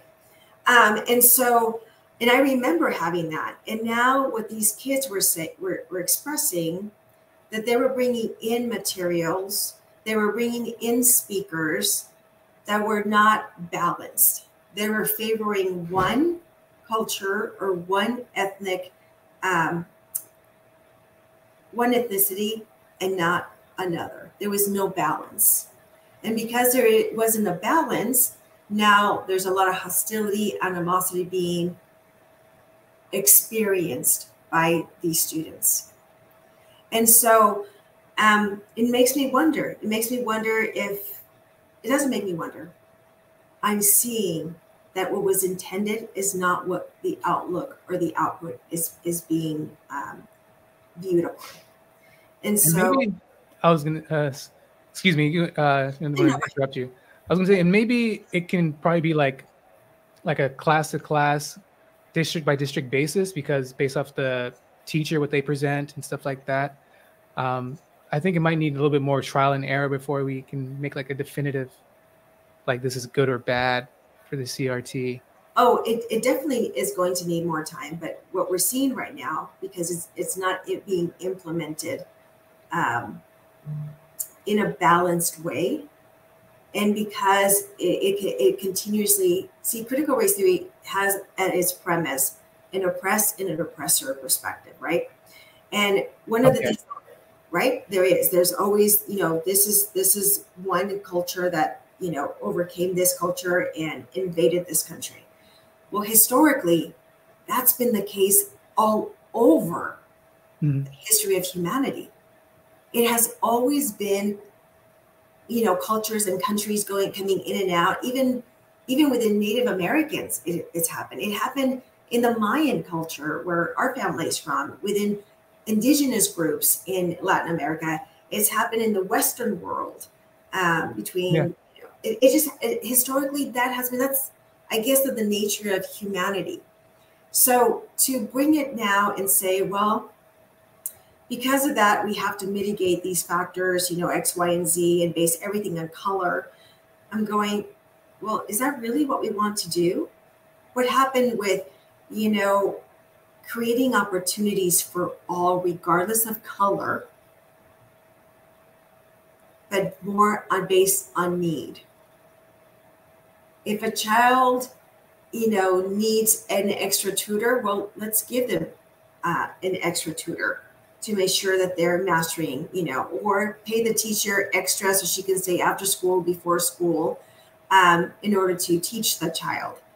Yeah. For me, it's more about giving opportunities rather than saying, bad culture, bad people, bad color, victim versus oppressor. Yeah.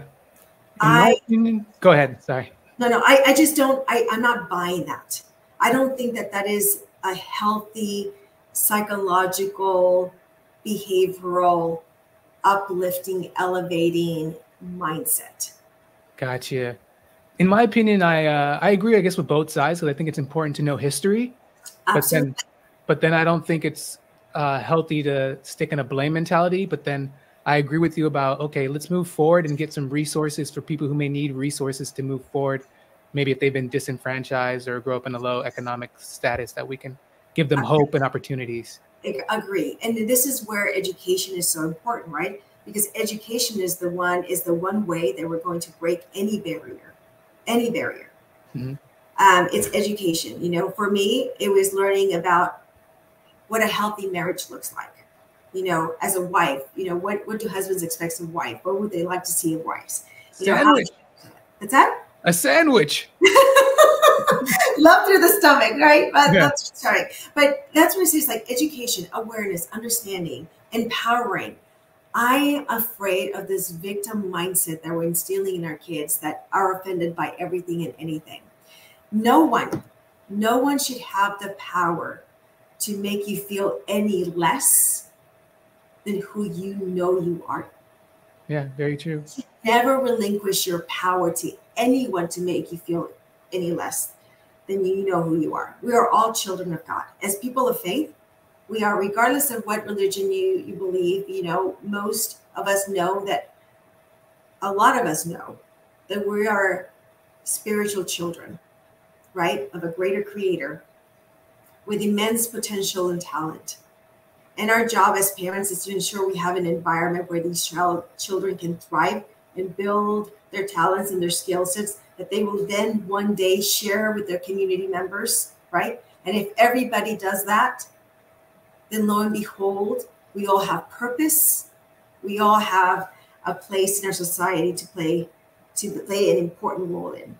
And I think that's where we're missing, is that we don't all have faith. We don't all know who we are. We all don't know that we have potential, and we're not all are given the opportunities to build those skill sets, knowledge that we're born with on that end. And I agree. And in my opinion, I think a big reason why it might be happening is because of social media, and people have been brainwashed to think that what they see is reality and their life is not real, and they don't get the reinforcement of like, hey, you are worthy, you are important, you are great. And I think that's related to why we have such an epidemic of people on medication for their depression and people who are super insecure. Yeah. It's like a big ball of an effect. But unfortunately, we're running out of time, so I have to move on a little bit. And so I want to thank you, Rosilicie, for being on. And I wanted to ask you, you know, we did know that you like to ride a bike, but what's something that most people may not know about you, even close friends, that you like to do? That I like to do? Yeah, or anything about you that actually, most people don't know that I ride a bike, that I like to ride my bike. And I think the majority of people know that I like to dance. But what is that I'm a very private person, and I cherish solitude. I love being in quiet home and just by myself, either pondering, thinking, sleeping, or in nature with my hands in the dirt. I'm very, very private. I cherish solitude. I love that. And it's the irony for being a government official, right? Because you have to deal with people. I guess it's a balance, right? It's like, okay, stay over there. I'm gonna go over here. You stay over there. Well, it's one of those things, right? As an empath, my family my dad and my mom are very extroverts. They're very social, and we love that. I can do all of that. But I actually because I am a thinker, I like to ponder, I like to figure things out, fix things in my head. And, you know, I love to read, and you can do that when you're quiet. And I love to read. I love to read ideas, everything that's self-help, science, nature, development, you know, education, how things work. Yeah. I love to learn and understand. And I wish every child could be given that gift, that light of inquiry. We're literally born innate learners, and somehow along the way we kill that fire. And I wanna help ignite that with our youth, and that's why I look and cherish any opportunity that I have to be able to go and meet and reach children. I want to inspire our youth Yeah, what's crazy about reading, well, and I think, well, from my perspective, I remember books were introduced obviously through school for most people. Yeah. And I didn't realize that, well, once I realized you can read a book about anything, my life changed. It was like, oh, I don't have to read boring Mark Twain. I can actually read a book about this. How cool. And Yeah. that changed my life. And I think a lot of children need to know, like, hey, you don't have to read only what the school gives you. There's what are you interested in? You like bugs? You like this? You like basketball? Let's read about it. We can learn more about it, you Yeah. know? And I wanted to ask your opinion. Do you consider audiobooks reading? Yes. Well, Okay. it's not physical reading, but it's intellectual ideas coming into your brain and stimulating that brain and giving you those ideas, right? Yeah. So it's reading, but not reading. It's audio. They're audiobooks. And yes, as long as you're getting that stimulation, those ideas and growing thinking, I think it's important. Which, by the way, thinking back about my policies, the other thing that I was really, really proud about, there were two bills that did not pass, but the governor came by, and it was to expand the mental health bed capacity in the state of California. By the way, this is out of the blue, going back because there is a need in the state of California to expand mental health capacity. And I introduced that when we had a surplus because I thought we could do that at that time. It was sad that it wasn't done that way. But then the governor introduced and said that now it was a time through bonds, and that's what you see in the proposition right now in trying to expand the mental health capacity in the state of California. But it was yours truly, the Inland Empire senator, who came, brought forth the idea because of our Sheriff Shannon Dykes, who told me that that was a concern and a need in the state of California. And so I decided to move forward and introduce a bill that would expand that in the state. Wow. Wow. Quick question about the hierarchy of government for the state of California. Does it go governor, Senate, assembly, and then council? So the state government is just those three. Okay.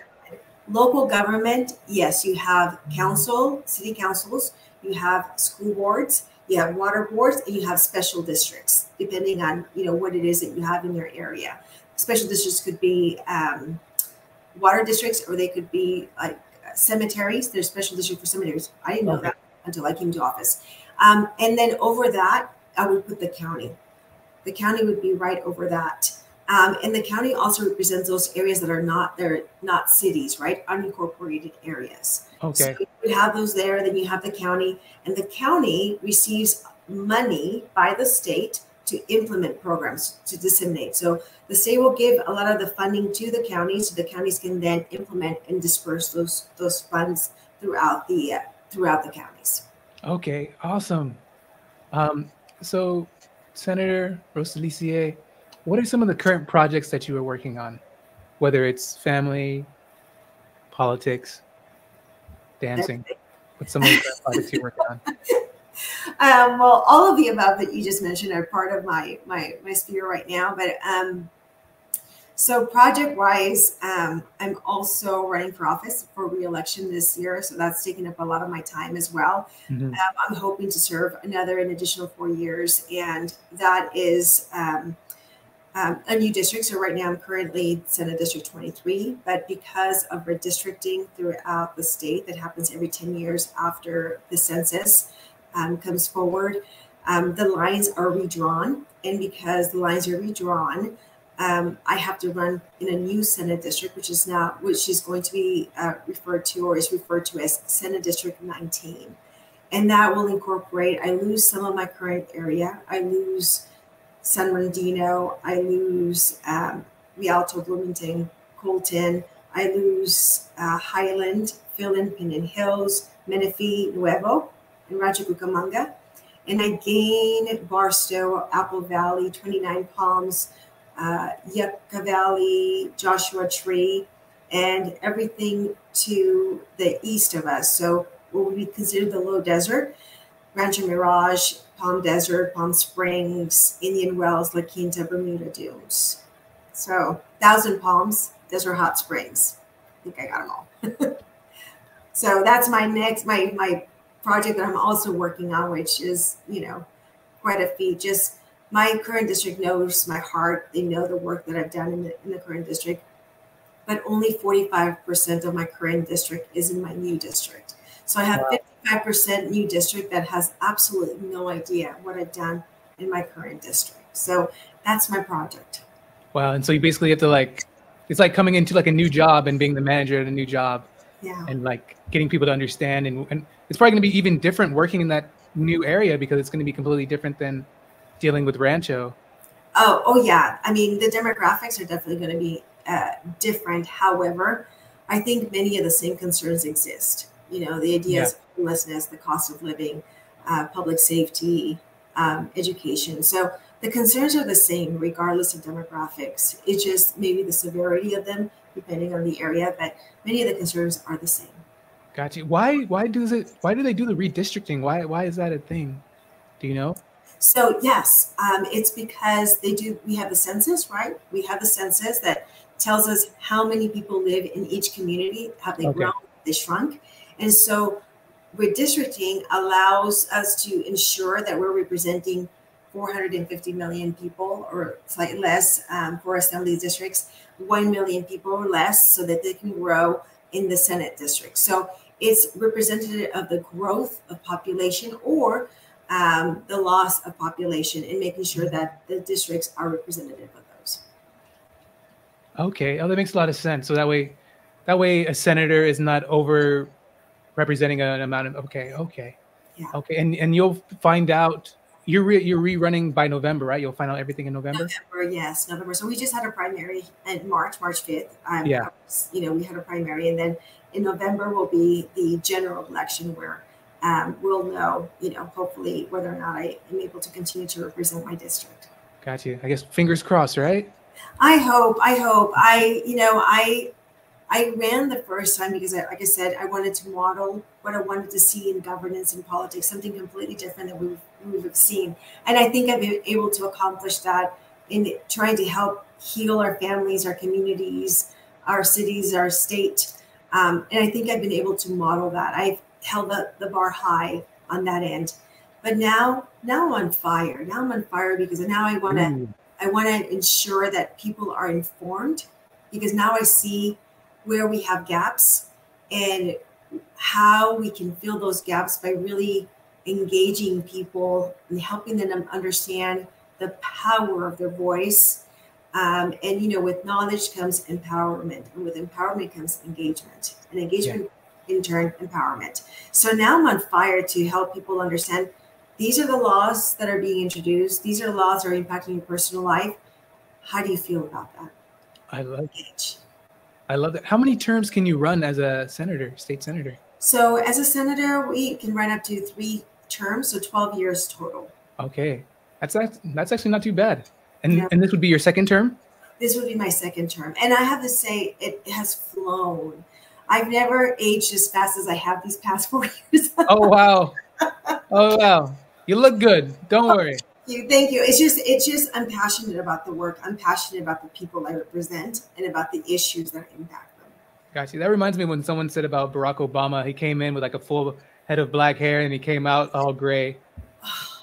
I get it. I absolutely get it. It makes sense. He wasn't having enough alone time, I guess. No, but the way I figure it, it's like, when I was pregnant with my babies and your body changes, you gain weight, you're uncomfortable, you're all of this, right? But I didn't care. I loved being pregnant. I was what I referred to as, I'm on goddess mode. And I'm creating life. I'm carrying my baby. And I could care less what my body looked like because I knew I was in goddess mode creating my baby. And so I look at this work in the same manner. I look at this work that this is my baby. This is my home. I'm caring for it, and I'm passionate about it. I love that. And I heard a term not too long ago that referred to women as stargates, which I thought was really cool.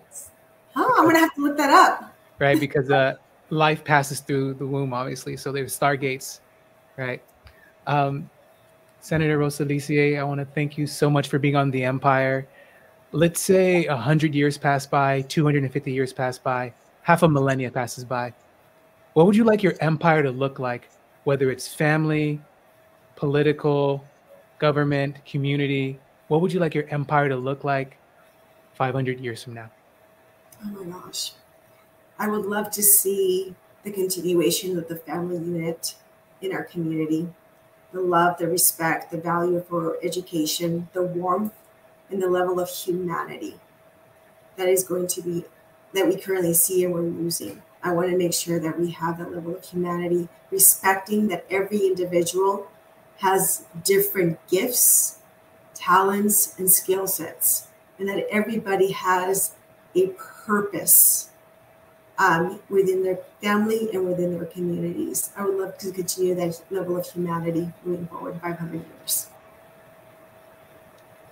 That is so beautiful. That is so beautiful. Again, Senator, I want to thank you again for being on the Empire.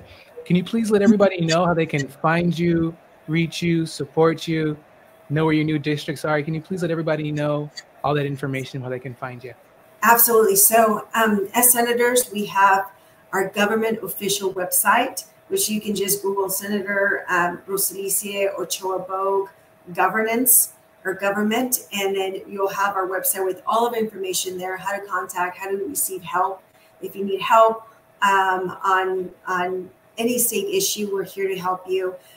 You can see the pieces of policy that I've been able to sign in the state of California, and pieces of legislation that I've introduced every single year, including this particular year, which we're starting a new session.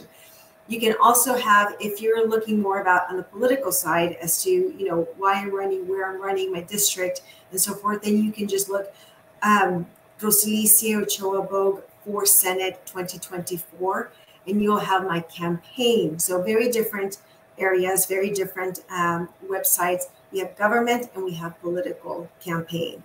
So on either that, you can follow us on Instagram, Facebook, and Twitter. And we have accounts for both. We have government and we have political. And by the way, we're not supposed to interchange each one. They're very, very separate and different. So I hope to hear from you, and hope to, any questions, concerns, let us know on the state level if need be, and on the personal campaign level, that you can learn more about who I am as a person. Or come visit us at our district office in Redlands. Awesome. And ladies and gentlemen, I'll have all the links in the description for her channels and her information. So that way you guys are like, what did she say? You can just, we'll have you just click on it and you can get it and we'll find her that way, either through Instagram or the website. So we'll make sure that we get that to you guys. And I want to thank everybody for staying through and listening.